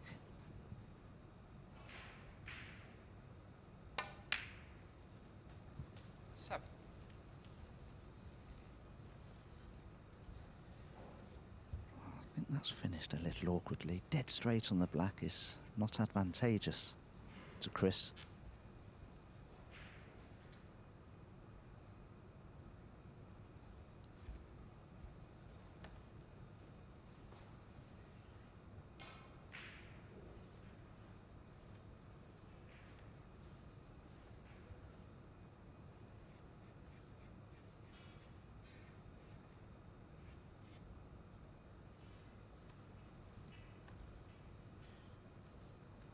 Looking at playing for red to the centre pocket here. This must be very awkward, this black being so straight.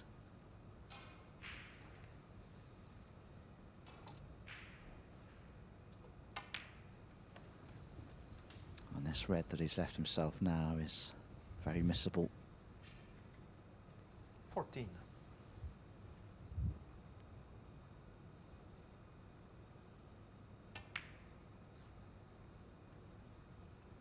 Chris Wakelin, 14. Yes, and he missed it by some distance. Just trying to get something going, isn't he? And it's not really happening. I know he did win the last frame, but needed a few visits to do it.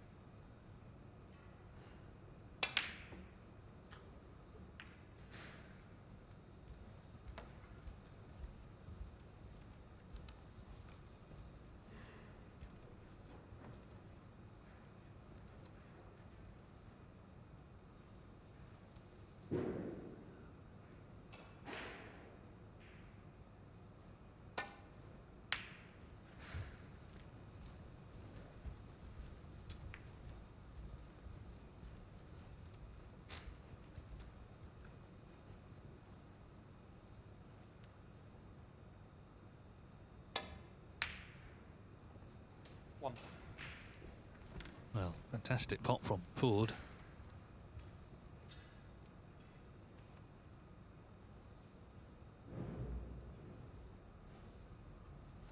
I wonder which red Tom will play for here. He may play for red to the same pocket as the black, but he could play for the red next to the green if he wanted to. He's gone into them.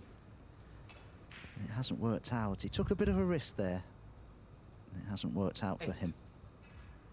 Can only play a safety now, but it's a bit risky playing into bulk with that red that's finished near the centre pocket.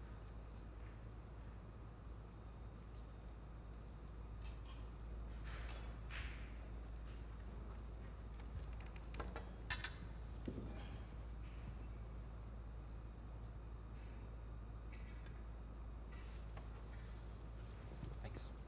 Tom Ford, 8.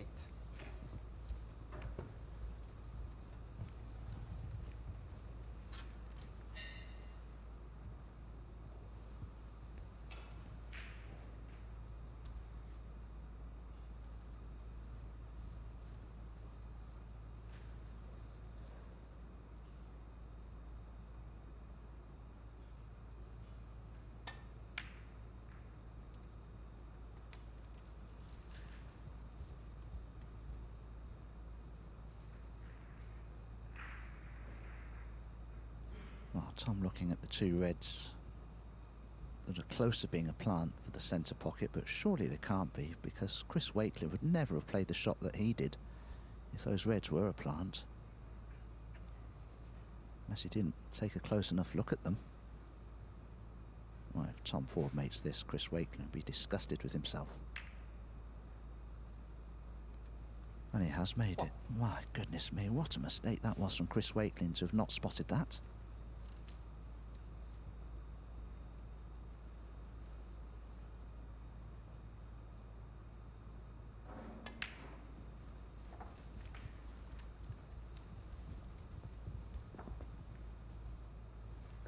Seven.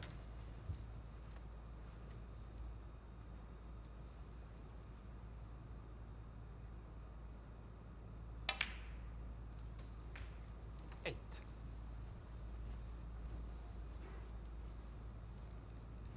Well, has an angle on the blue or the pink here. Blue he'd have to go into the reds from, but pink's a better choice. And he potted the blue. Of course, its spot was occupied. 14. But he may just concentrate now on a couple more of these reds that are in top side of the table as we look.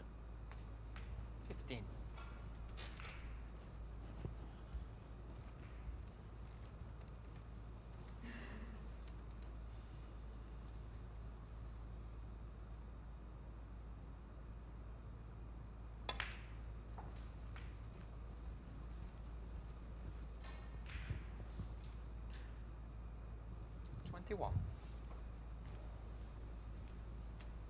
Tom's going to have to think this out a little, because ordinarily he'd play for the pink to go into the pack of reds, but where the blue is, that shot isn't on, so he may well have to consider the other options here in going into the reds. Has a 15 points lead, which won't be enough. He'll need several of the reds in that little group there.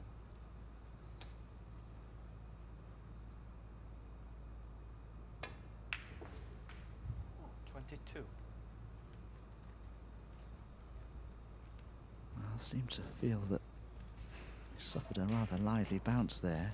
He has a choice of blue or pink. Now, can he cut the blue in and go into the reds from the blue? Maybe his only choice here.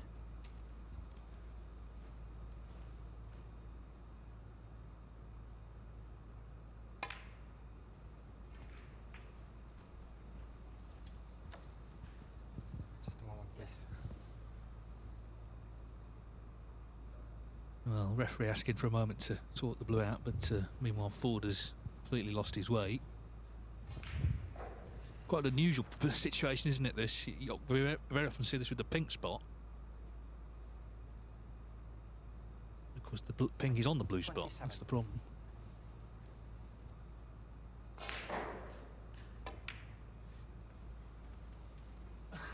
Tom Ford, 27.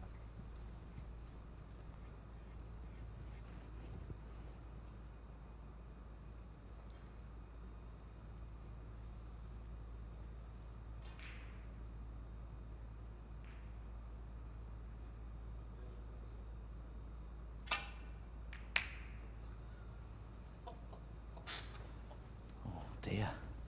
Well, it sounded a little like a miscue, but I don't think it was. He just didn't strike it well and caught the red far too thinly. That's why the cue ball went into the reds below it.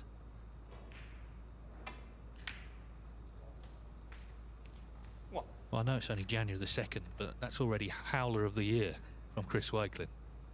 What a thing to happen. And he's just gifted Ford this opening. He's opened the reds for him as well. Yeah, well, what a difference a couple of weeks make. Even his logo's come off there. He's stuck it to the chair. That was well spotted, Dave.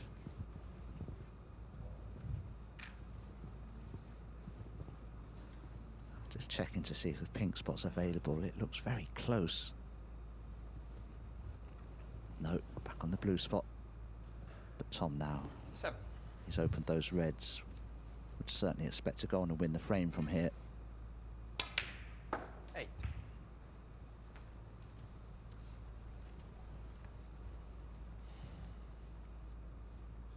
There it is. I think he has actually got that one on as well, hasn't he? So maybe it's a spare one. But anyway, slightly sums up the way the day's gone. As the chairs are sponsored by the same company. Well, they're the best chairs in snooker. I know that's a niche topic, but they've been the chairs from year one, haven't they? 2008. Travelled to the various venues with this tournament. They're comfortable, but of course you don't want to be sat in them. You want to be at the table. Thanks. 13.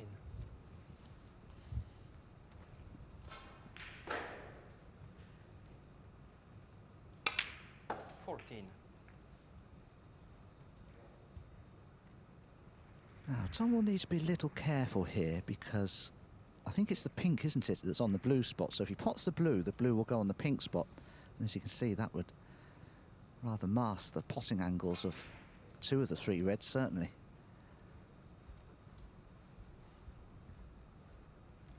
So potting the blue may not be a good idea from Tom's point of view.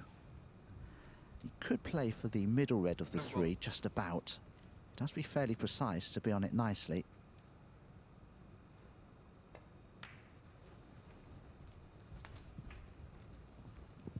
I'm assuming the left-hand red of the 3 won't pass to the right corner. It will have to be the middle red. 19. I think he's played it well.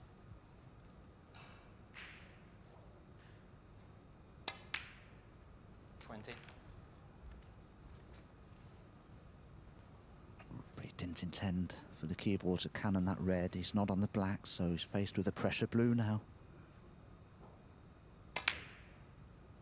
Oh, well done. Yeah, that's 1 hurdle cleared, so 46 25. To the good. Not much more to do now to go 2-1 in front. 26. And that last shot Wakelin played, it looked like trouble, and that's what he's found.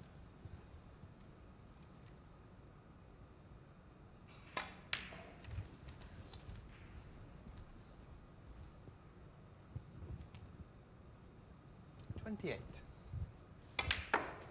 29. Yep. And he's already saying, okay, you're over the line, let's get on with frame 4. So he did win the last frame, Chris Wakelin, but in general, very disappointing start to the new year for him. Tom Ford needs 1 more frame to claim the 2nd point here. Remember, Wakelin lost 3-0 to Elliot Slessor in the first match on this table.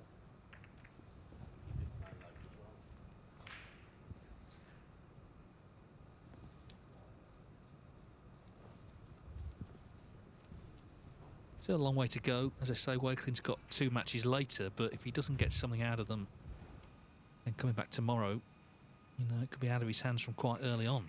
That's the danger. It's a format that keeps everyone on their toes. Of course, the guys are used to knockout snooker, which it will be when we get to the playoffs tomorrow. Even the ranking event, it's a little more straightforward because there's only 4 players in the group. Whereas this one, of course, there's 7. It's all about getting in the top 4. If you finish 5th, worth saying, of course, you do come back for Group 2 with the 3 losing players in the playoffs.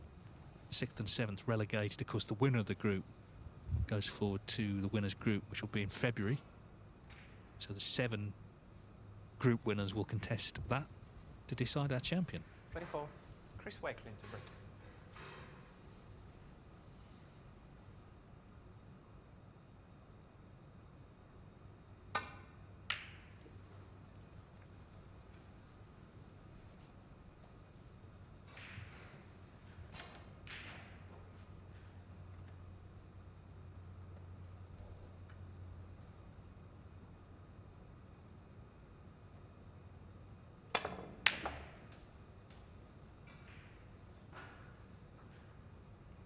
That's a superb pot from Tom Ford because the cue ball wasn't far off the baulk cushion there. He's had to dig down into the cue ball to impart some stun to it to come around the back of the black, and he's taking on the brown, it would appear.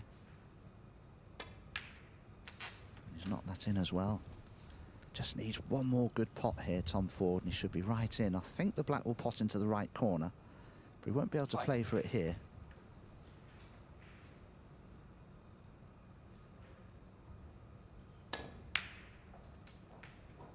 6.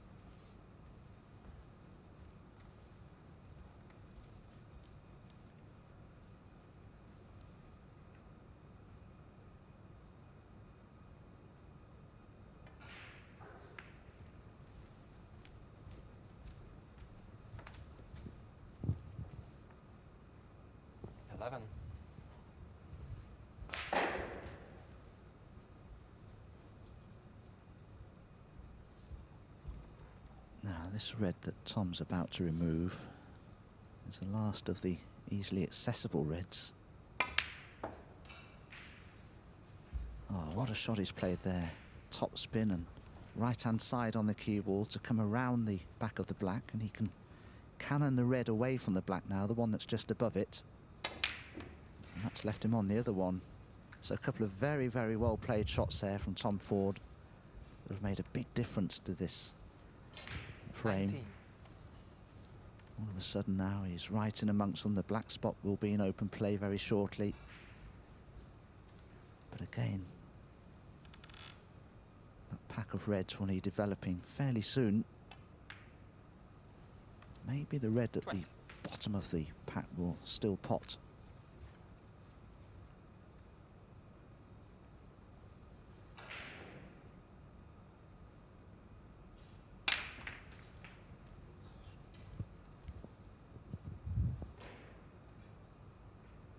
$27.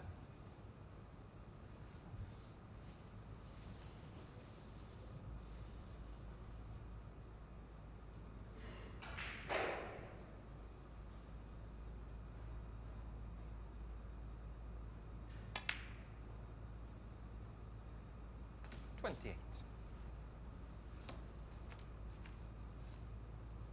That's another great pot from Tom Ford, but there was very little risk attached to it. It was the only red he could have left had it not gone in.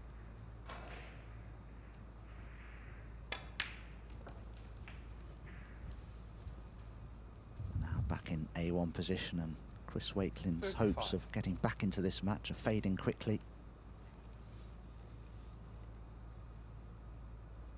Yeah, it's been disappointing session for Wakelin.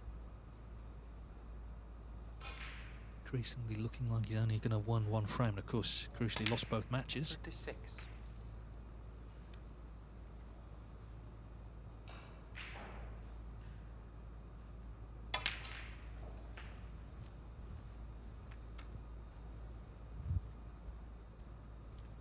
$43. Ford, those played well. He's tried to make things happen. He's been positive with his shot selection.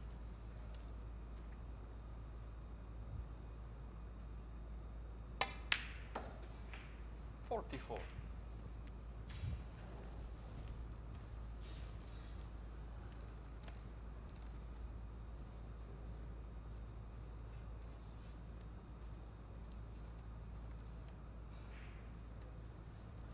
Does Tom have an angle on this black to work with? Because you can see all those reds are in a bit of a circle there, and they're all blocking one another. He'll have to go into them somehow.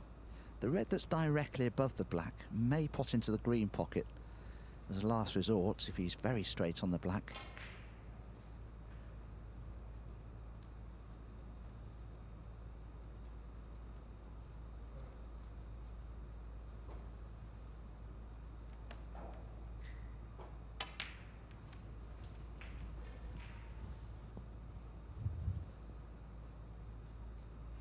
$51.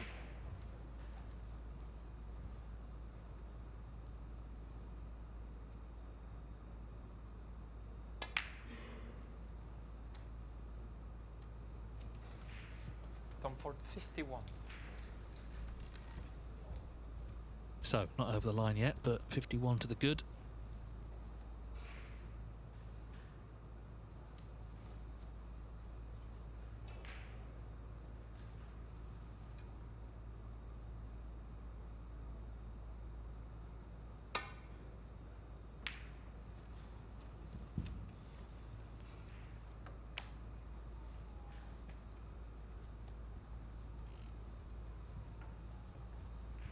Chris Wakelin thought he could get right in behind that red and kick it down the table, but it was just a little too close to the bolt cushion. He's got away with it. Tom's missed the red and he's left it. So a chance at last for Chris Wakelin in this fourth frame.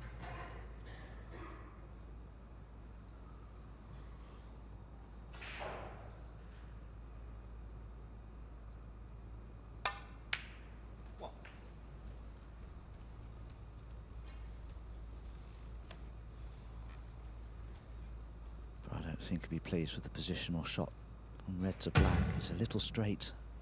Goodness me, what was that?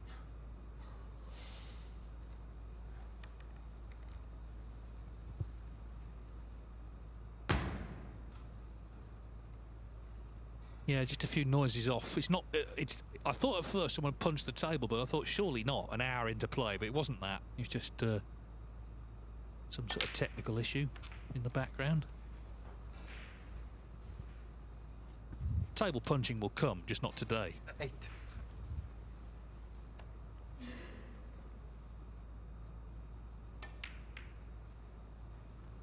9.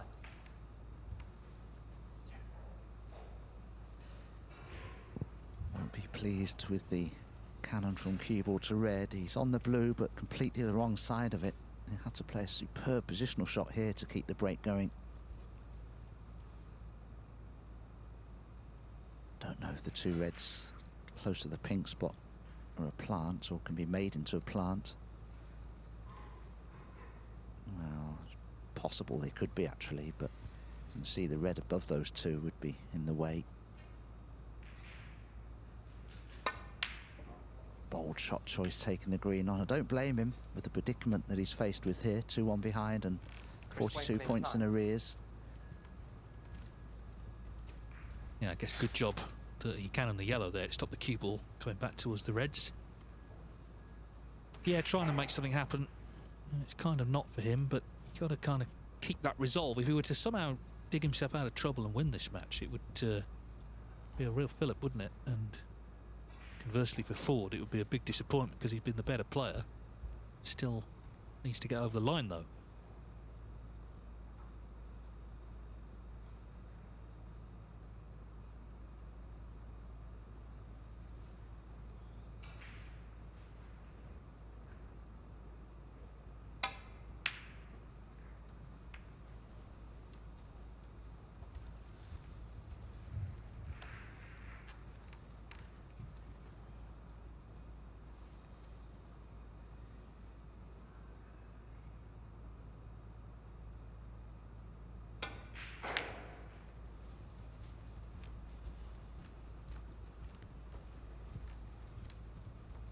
Jackson Page has won the opening frame on table 2 against Pang Junzhu. Remember, that is live on Matchroom Multisport YouTube channel. Bit of a sort of contrast in styles there, isn't it? Page very quick and instinctive, Pang a very stubborn character and has had a good season. Got to the quarterfinals of the UK Championship. In fact, he beat Jackson Page's great mentor Mark Williams in that tournament.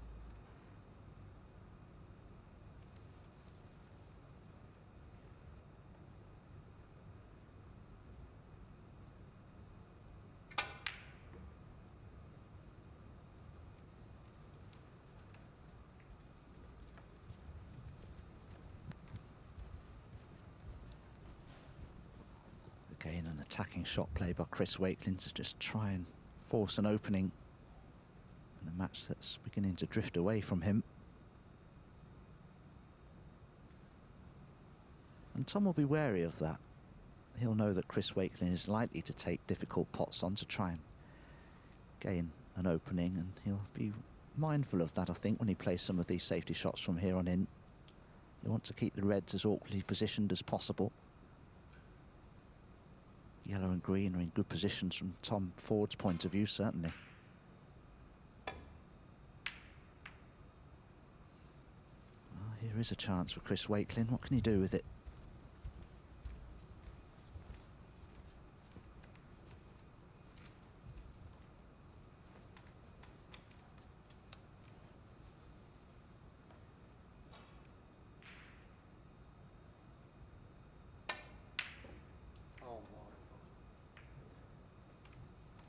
Well, there's the answer. You heard his exhalation. He can't believe it. And it's only 2 weeks since he won that tournament, but it feels like a lifetime ago, I'm sure, right now. I have to say this, Dave. I was speaking to some of the players in the Players' Lounge before this match began, and they were saying that these pockets seem to be playing slightly tighter than they're expecting them to. Normally, these Rasson tables are a little more forgiving, particularly down the cushion rail, but I have to say, I've seen already a couple of balls missed in this match that I thought might have gone in. Had this tournament been played, say, a year ago, these pockets are a little bit nippy. And worse still, he'd left the 3-ball plan. So Tom Ford gets a big chance now, you've got to say, to kill this off, already with a good lead in the frame. And that's just sort of put the tin hat on it, hasn't it, leaving that plant.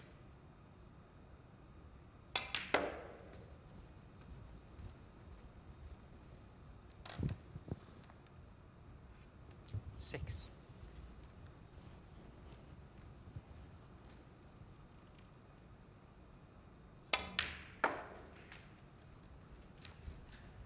Oh, that's good cueing from Tom Ford to generate that much pace from close to the side cushion. You've got to strike the cue ball very accurately to play them that well.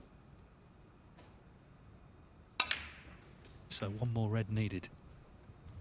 He just caught the bump of the middle pocket. 11. So what looked like an unmissable red has now become certainly not that. 53 in front, 59 on. So this is match ball if he gets it. And he hasn't got it. Still favour. Well, Frame conceded. in fact, Wakelin's conceded. He can still win this frame. 53 behind, 59 on, but he's conceded. He's had enough. He's simply had enough. It's been a bit of a nightmare session for him. I think I need to warn you. He lost 3-0 to Elliot Slessor, and he's lost 3-1 to Tom Ford. He's got 4 matches left to play, of course. He can still qualify, but desperately needs to get something out of the evening session. But of course, we've still got another match to come here. It's Elliot Slessor against Joe O'Connor. That's coming up in 5 minutes' time. So do stay with Dominic and Ben for the last match of the first session here on day 1 of the Championship League.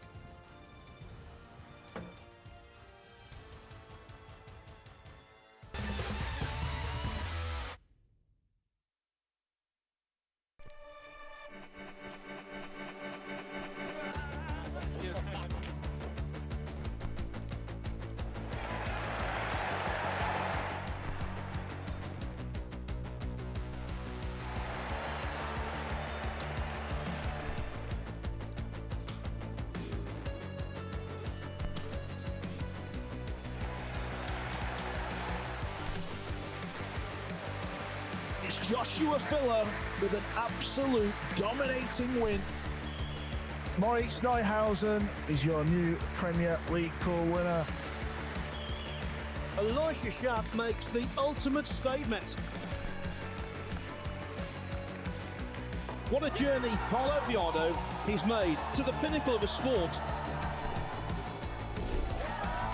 Elisha Schaap has completed a terrific transatlantic double. He didn't want to jump on the table in Florida, but he can't resist this time. Aloysius, you are a superstar. The breakthrough has come for Piers Lamutus.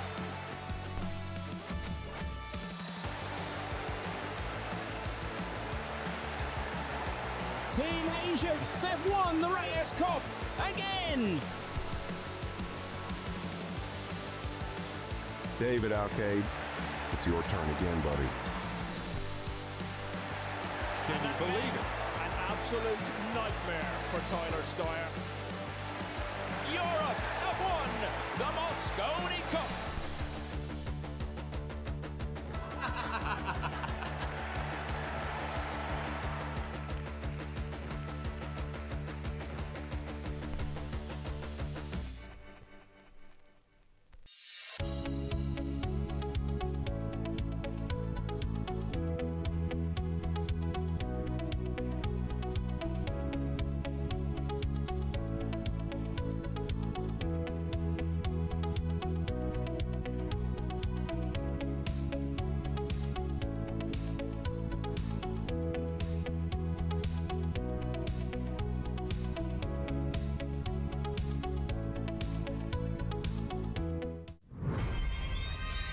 I'm Barry Hearn, president of Matchroom Sport. Talk to me. I'm Eddie Hearn, the chairman of Matchroom Sport. My son and heir, I call him my project. He's good, but he's not yet great. I'm fucking watching you. We are the biggest sports promotional company in the world. Matchroom started as a £100 company and now worth north of £1 billion.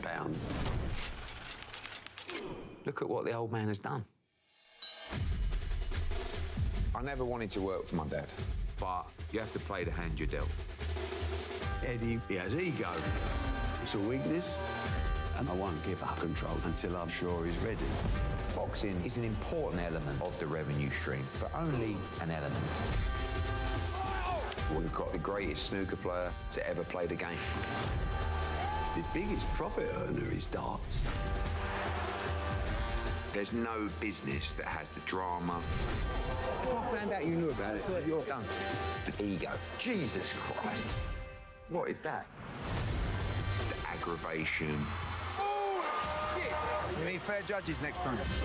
The most important thing for my dad is winning.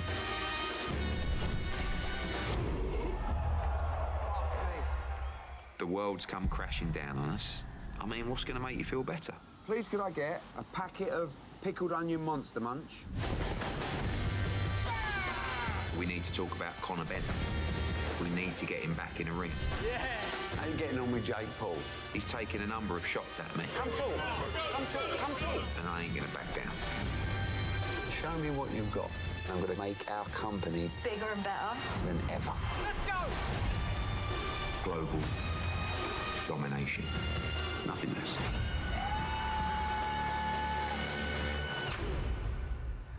I still don't understand why the shirt's off.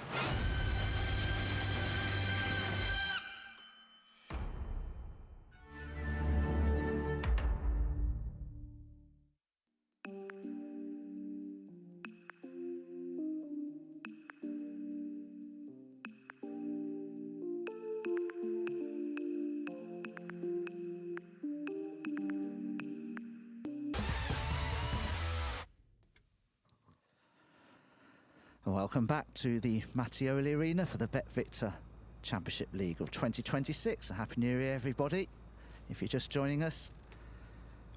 And this will be the third and final match of this morning/afternoon session before play will recommence at 4:30 this afternoon. And it's Elliot Slessor about to break off again. Best of 5. Joe O'Connor, a local boy from Leicester. Head-to-head's interesting. Elliot leads it by 4 matches to 3. And I think on current form, Elliot is having the season of his life at the moment. Just 31 years old from Gateshead. He's ranked 20 in the world at the moment. 5 times a semi-finalist in ranking events. And he is a player that's in great form at the moment. Joe O'Connor, just a year younger at 30. But another player of great pedigree. He's ranked 26 in the world and has been to 3 ranking event finals. He's lost them all, but again, in these best of 5 frame sprints, never easy to call a winner. And Ben, I'm sure you've played both of these guys, haven't you, in your career? And how do you see this one going? Yeah, I know them both really well, actually. I speak to Elliot quite a lot. And obviously I practiced with Joe, not as much in recent times, but especially when he was coming through. I see them both, you know, on the way up. The only way's up for both of them, I think, and they're both going to have, I believe, long and good careers. Don't really think anything's in it. Let's go 3-2 either way.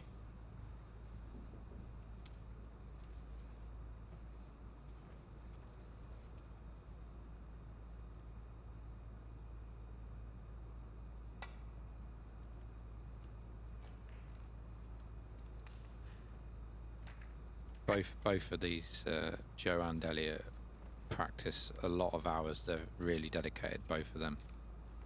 So I think that'll stand them in good stead for the rest of their career.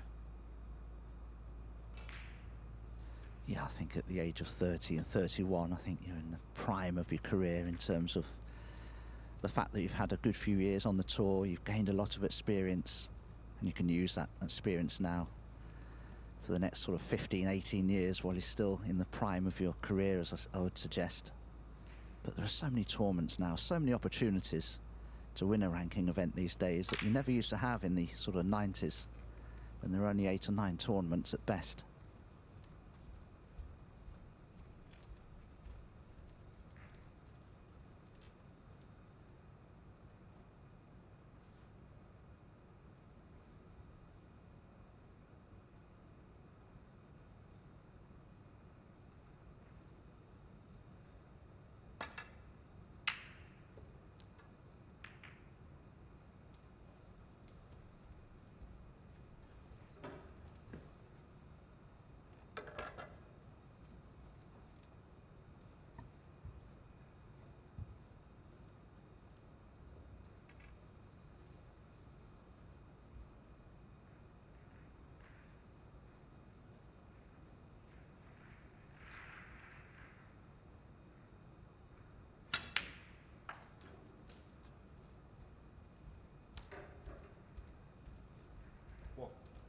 Good opening red there from Elliott.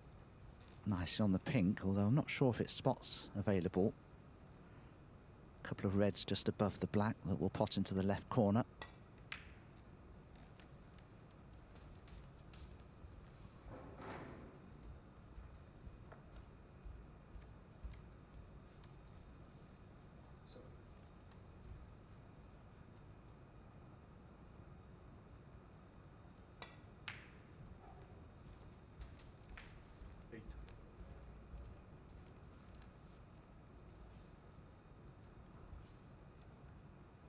Played Elliott and I've watched him many times, and I think he's a player, Ben, that seems to have sped up his game a little bit in recent seasons. Do you agree with that?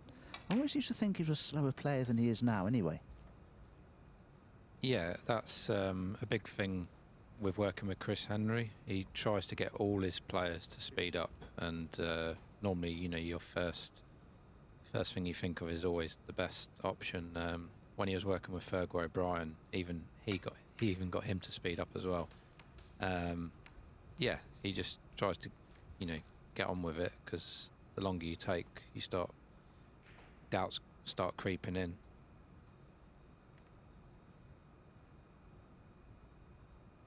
Don't think it's perfect with Elliott's sort of temperament, but it's definitely improved under Chris Henry from what it was. You know, Elliott will be the first to admit it. The last year or two has definitely improved his attitude, and that's one of the main reasons I think his results have improved as well.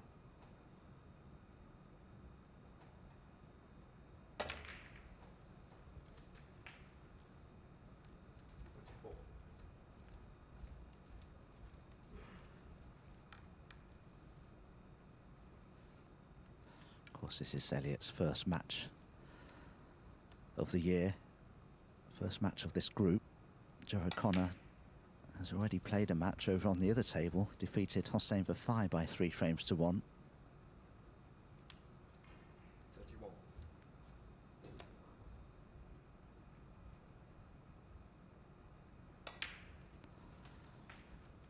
Of course, I'm forgetting the first match of this group, I beg your pardon, on this very table, Elliott Slessor, of course, he defeated Chris Wakelin 3-0. Thank you, Ben, for reminding me of that.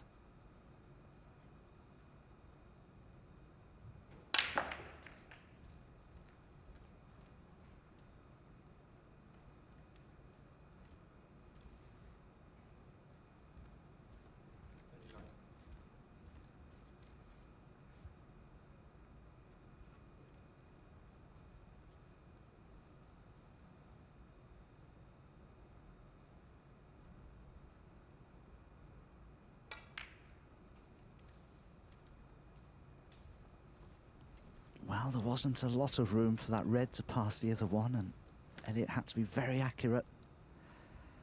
And that red has just caught the red. And now a great chance for Joe O'Connor.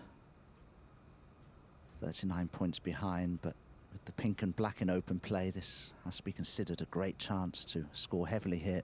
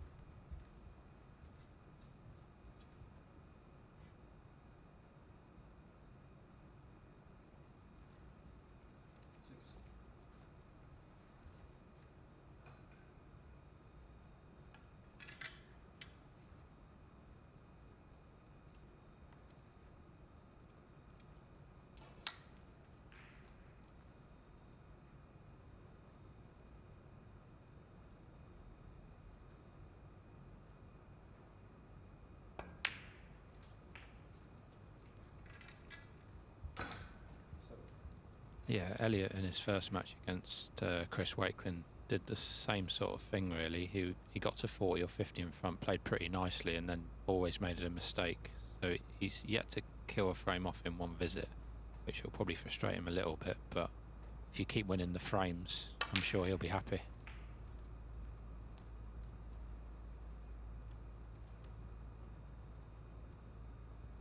I think as well, because of the Christmas break, I mean, players are going to enjoy the festivities, of course, with their family and loved ones, and it's unlikely that you'll have practiced too much until probably a few days ago. Of course, a lot of players that are based in clubs probably don't have the opportunity to practice as much as some of the other players that may have a table at home, or perhaps are based in an academy that may be open. Cleverly cannon the red into play there, nicely on the blue still. Big chance this for Joe O'Connor. Started the group the best possible way with a 3-0 victory.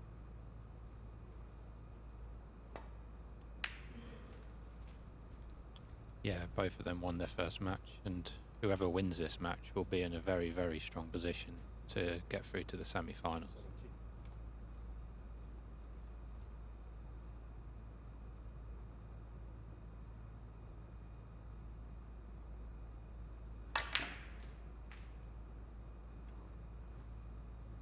I think the mindset changes when you get to the semi-final playoffs, because then it's a straight knockout. The group stages rendered redundant. A lot of prize money as well on offer for these players. £100 on offer for every frame that you win. If you qualify for the semi-final stages, the playoffs, you get a bonus of £1,000 just for making it to the semi-finals. Joe O'Connor will be very disappointed missing that yellow.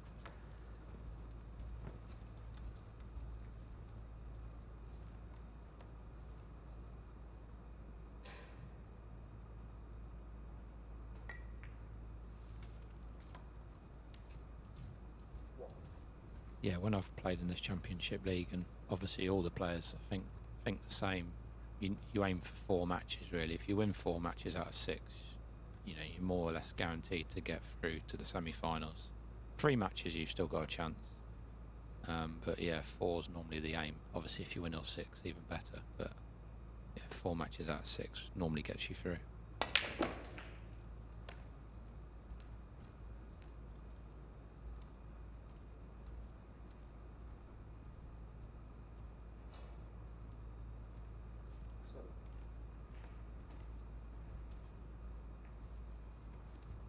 I've got to ask you, Ben, what differences do you see playing on these Rasson tables as opposed to the normal star tables that are in operation, of course, during major ranking events? Yeah, with the star tables, they're definitely normally tighter, the corner pockets especially. They're a little bit more forgiving, I think, on the Rasson. Especially, they seem to like the ball quite slow. They don't like to... On the Rasson, they don't like to hit the ball too hard. I always even find the cushion different to the star. I always find it's a little bit wider. Maybe that's just me, but I always like to cue on the cushion more on a Rasson than I do on a star, because it's quite a shiny feel to it.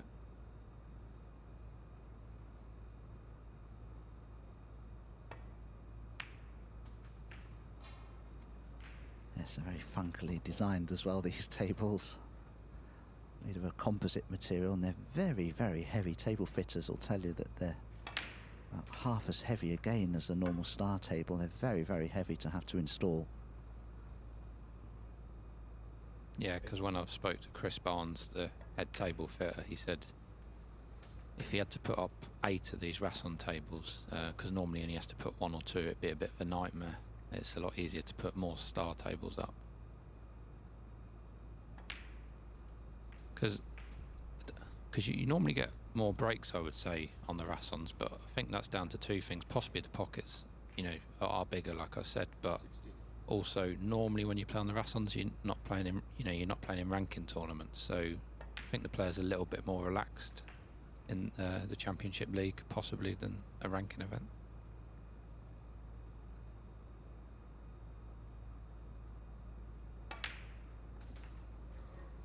I mentioned in the previous match actually that I was speaking to some of the players in the Players' Lounge, and they were saying that these pockets seem to be slightly tighter this time round.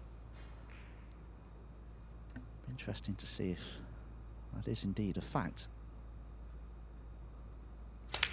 Because normally on these Raston tables you can actually power balls in down cushion rails. I wonder if that's still something that players are capable of in this year's BetVictor Championship League. Yeah, it's normally a bit of a giveaway to me, is when the red's along the black cushion. If they're tight, some players might try and knock it off, but if they're not trying to knock it off and they play for it straight away, they're normally more confident that they're slightly more generous.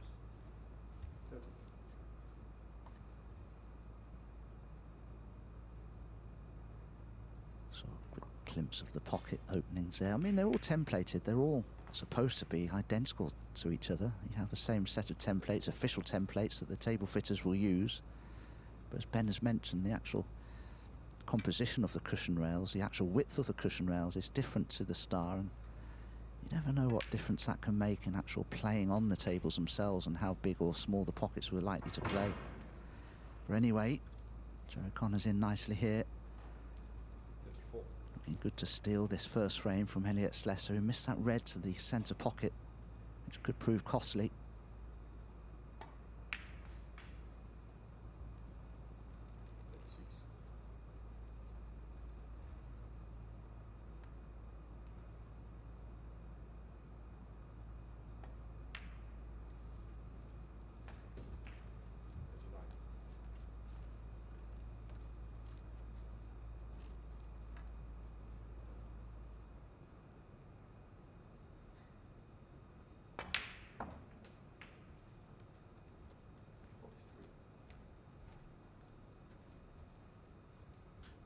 Yeah, so just the blue for Joe to take this first frame.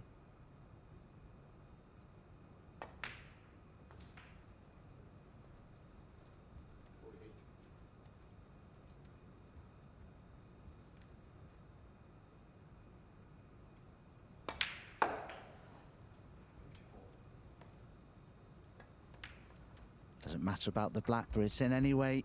Well, Elliot Slessor had a chance. He bossed most of the frame in the early stages of it, but missed that red to the centre pocket. And in stepped Joe O'Connor to pinch it. So it's Joe O'Connor who keeps his good run of form going. He takes the first frame to lead 1-0. So it gives us a chance to have a look on the other side of the arena to table 2. Pang Junju, Jackson Page, as you can see, one frame all there. Complete contrast of styles. Pang Junju, much slower player ordinarily than Jackson Page, who's one of the quickest players on the tour. Action Jackson likes to attack the balls, but Pang Junju's more of a bit of an all-round player. Likes to keep things tight and make his breaks in his own sort of way. There's a different way about things, I think, Pang Junju. The way he goes about break building, different to the majority of the players on the tour, but he's a very, very capable player, Pang Junju. Just 25 years old, ranked 27 in the world. Runner-up the WST Classic a couple of years ago.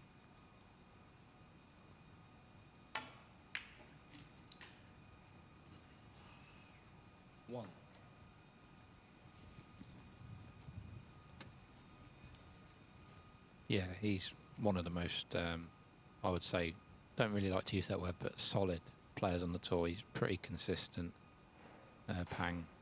Yeah, he doesn't, like you said with break building, I think he's what you call, like, picks the balls off. He doesn't really normally smash into the reds first chance he gets. He's pretty confident that he can just pick the reds off. I think he's a bit different now to how he was a couple of seasons ago, but sometimes the obvious shot would be right in front of you, and yet Pang Junju would still walk around the table looking at other options when there weren't any, you know, and it used to frustrate some of the other players, but that one's gone astray. Early days, of course, in that match. May have got away with that one, but that match is available for you, of course, on our Matchroom Multisport YouTube channel if you want to have a look at any of the Table 2 action there. But we're rejoining our main table, Table 1, and it's Joe O'Connor breaking off, having won that first frame.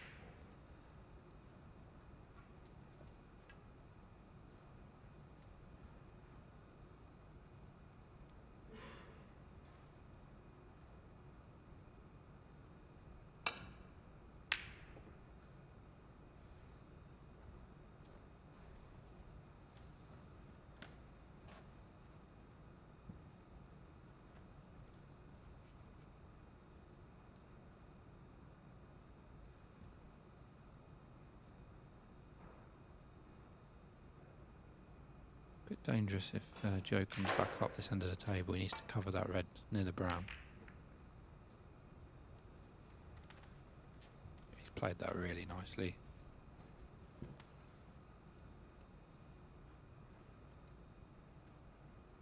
Yeah, it's a great shot because the green is covering the majority of the pack of reds. So Elliott may be forced to take this red on.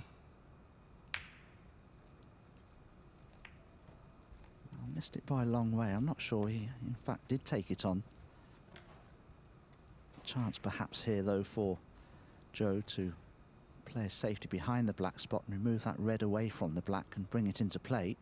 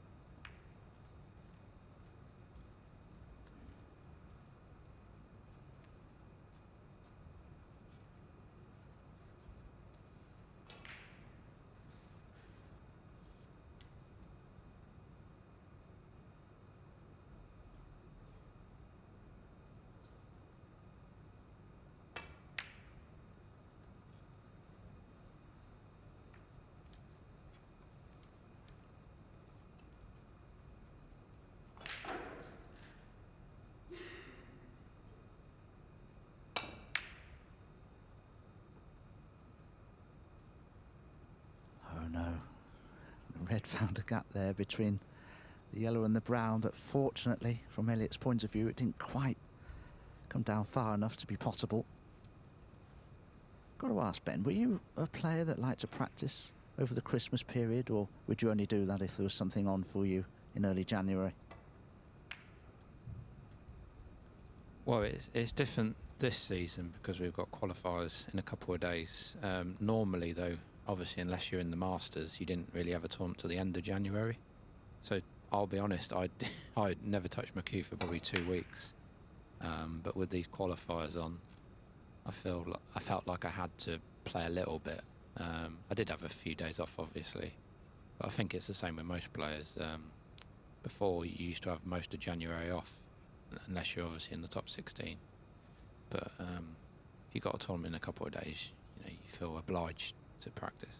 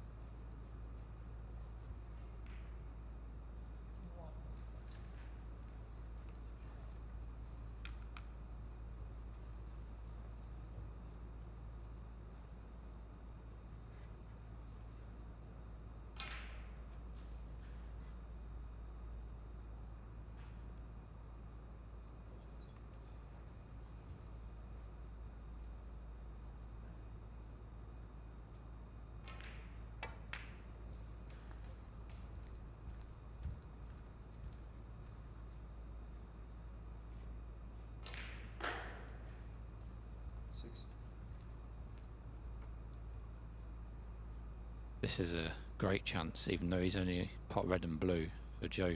He'd be disappointed actually not to win the frame here. If you're not practiced over the Christmas period, this is how you'd probably spread them out to get your arm going.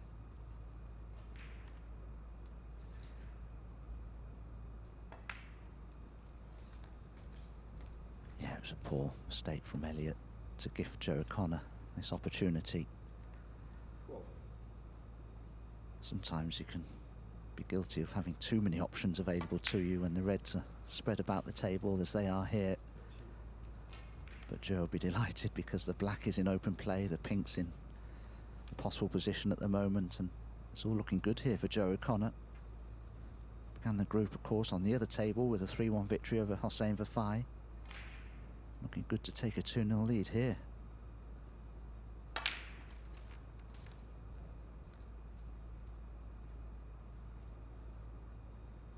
has the cue ball run far enough? He may just have a thin cut into this right corner now, and positionally he'll need to be a little bit careful with this.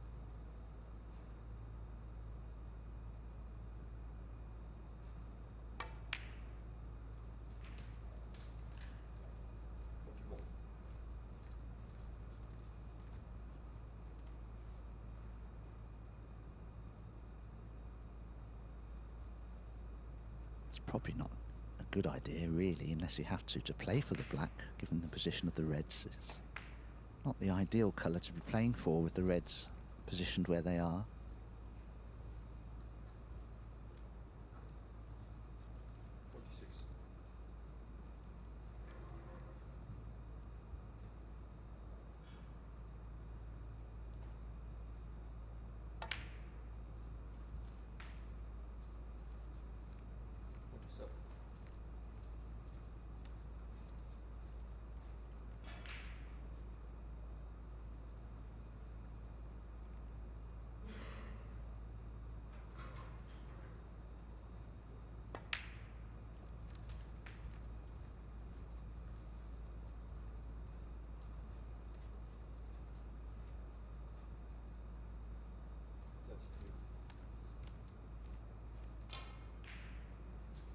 Potting this red will free up the other two reds, so just keep close control around the pink, and mainly around the pink now. Now he can play for the black as well.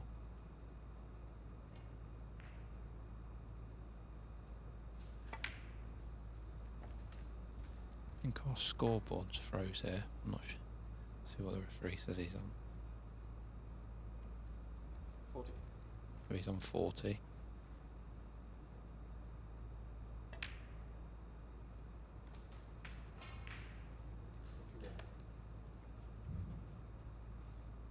These four reds in the open around the pink spot will be easily enough for Joe to take this second frame.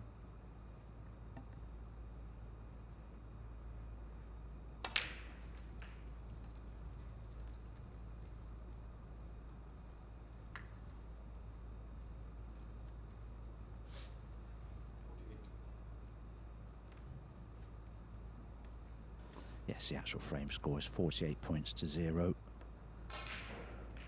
Favour, of course, of Joe O'Connor, so Elliott hasn't scored a point in this frame and may not do so given the position of the reds.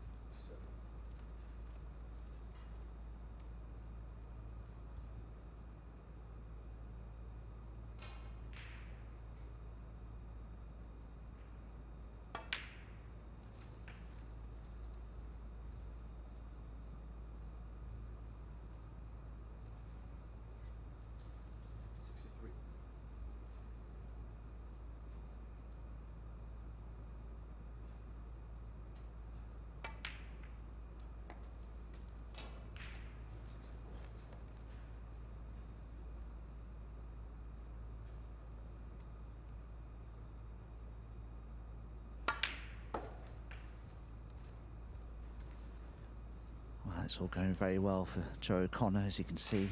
A lead of 70 points. He's safe now in this frame. But I'm sure there's a lot more to come.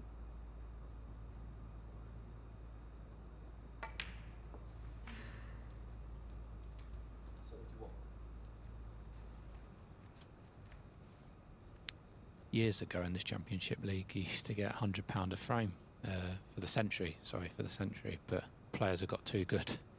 So there'd be it's too many centuries these days.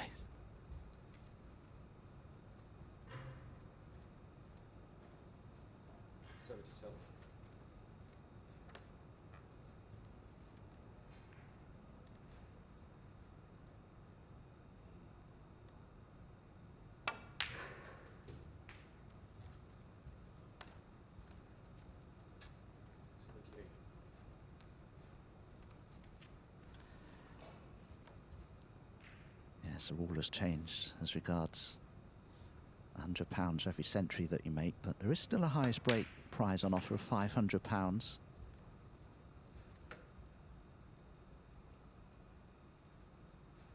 Chance of a century, of course, here for Joe O'Connor, but it won't be a very big century because there's been so many reds positioned in the middle of the table. He couldn't take blacks and pinks with them.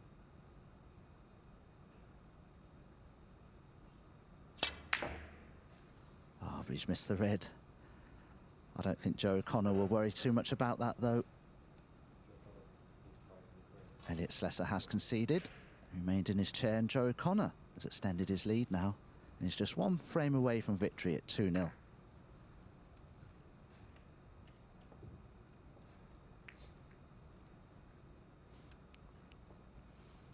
So, at the end of the last frame, he popped across the table 2, and it was 1-1 then, and it's still 1-1.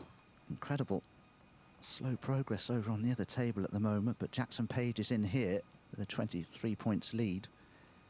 Just looking at the score, he only needs the blue to potentially make the frame safe, but he isn't on it particularly well. It's a thin cut, but it's one I expect him to knock in because he's such a good potter, Jackson Page. Oh, but he hasn't managed to cut it back thinly enough. Jackson Page, 1. Needs some help from the green, and I don't think that's covering the yellow, so a chance here for Pang Junju.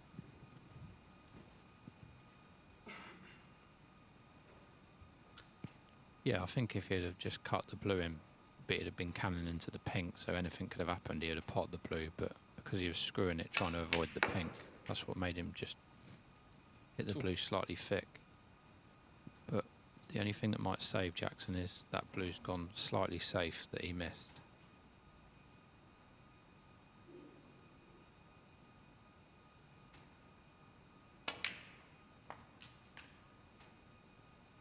Big frame this, in the context of the match. Whoever wins it will just be one frame away from victory. And he's played the green very well there. Has a lovely angle to potentially cannon the blue to a potable position. Needs all 4 remaining balls.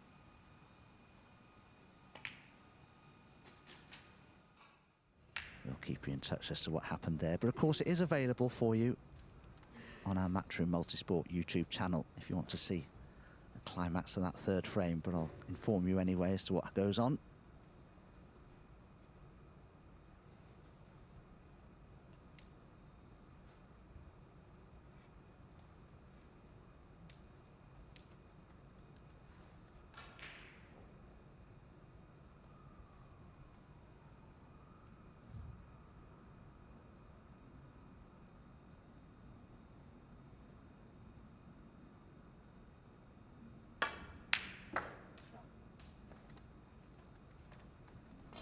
Great long red there from Joe.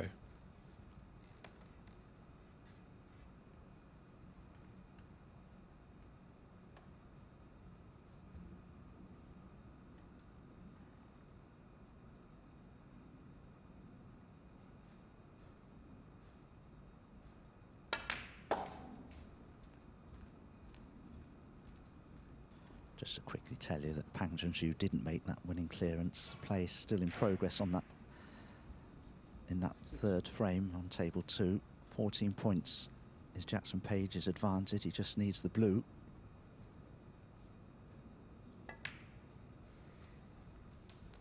Joe couldn't have played that shot on the blue any better, screwing in and out of bulk and landing absolutely perfect on that red.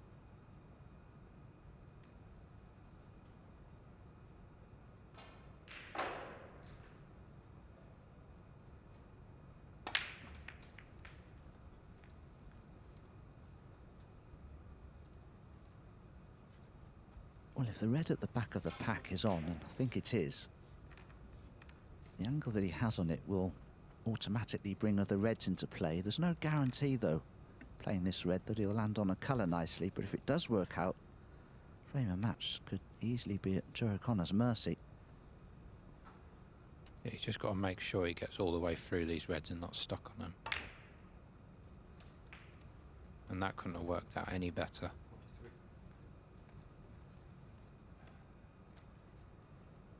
Oh, I judged that very nicely. Just was straight enough on that red to push through the pack and get nicely on the black. If anything, he's a little straight, but I'm sure he'll be able to get nice on his next red.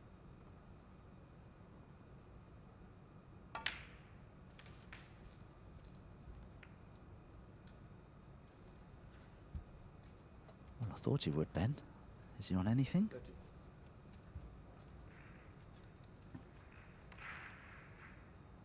Yeah, by his reaction, I don't think this red that he's closest to goes into the middle pocket. That was a surprise that he lost position there.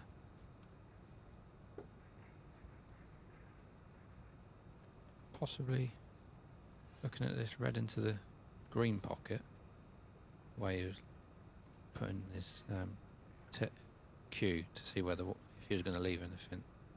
He is going for this into the green pocket.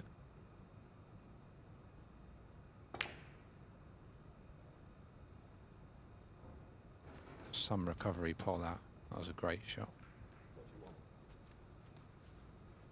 He does have a great technique, Joe O'Connor. He's a very fluent cueist and pays a lot of attention to the technical aspects of his play, and has a very good temperament as well. Does a lot of boxing. He's one of the fittest players on the tour. Yeah, if you were going to pick a player like, you know, as they say, poker face, who barely shows anything, Joe would be right up there. Him, Marco Fu comes to mind. They really show hardly anything. You know, they don't even pull any expression in their face really at all, which is obviously a good trait to have.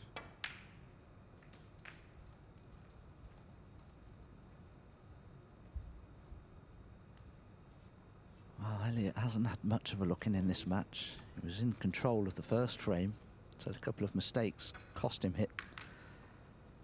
In the previous frame, he played a poor safety and allowed Joe O'Connor in for that 80-odd break, and hasn't had a chance in this frame either.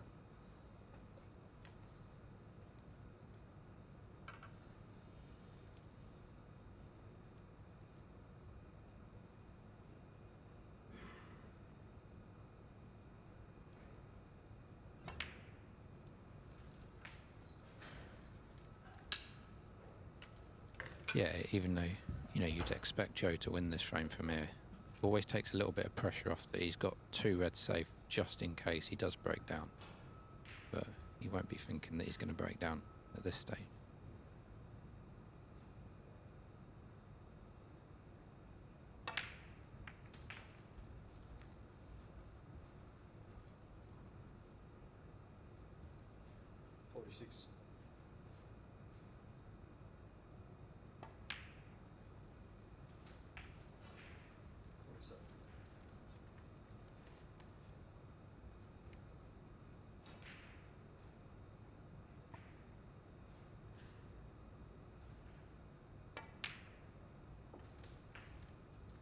Sometimes you play matches and you're given chances and you come to the table and the black's tied up and the pink is awkward, but you know, this is one of those matches where everything's just fallen nicely for Joe O'Connor. The black's been an open play, the reds have been nicely spread, but he's developed them along the way as well and made things easier for himself. He's controlled all aspects of his game very well.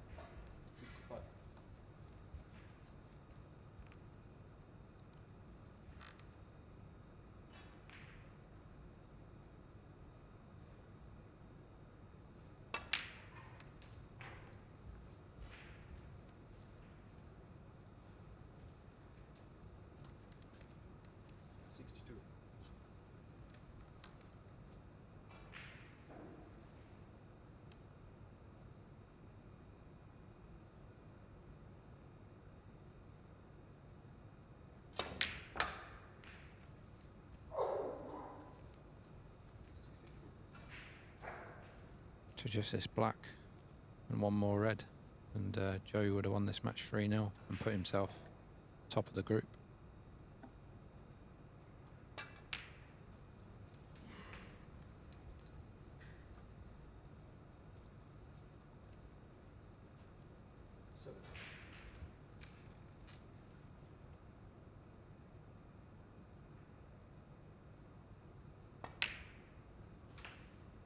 Yeah, he stole the first frame really, Joe, but the second and third frame he's been pretty faultless.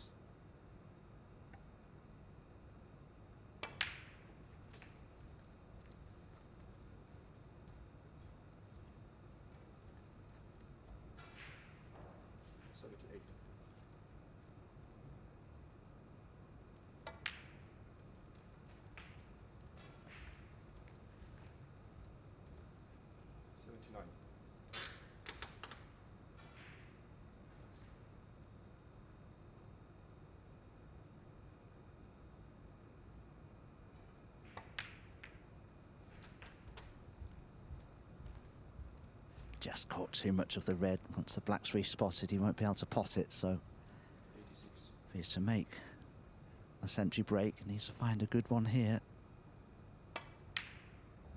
And he has. 87.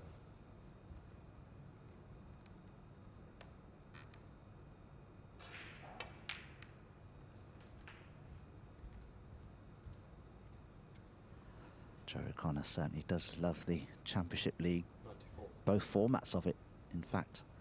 Lost in the final at the beginning of the season to Steve Maguire, 3-1 in the final, but did really well to get there.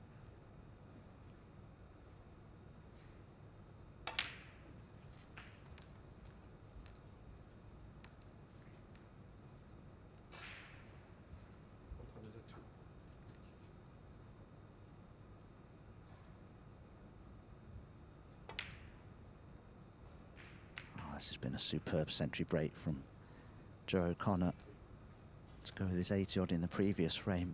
He's really bossed this match and he's looking in fine, fine form.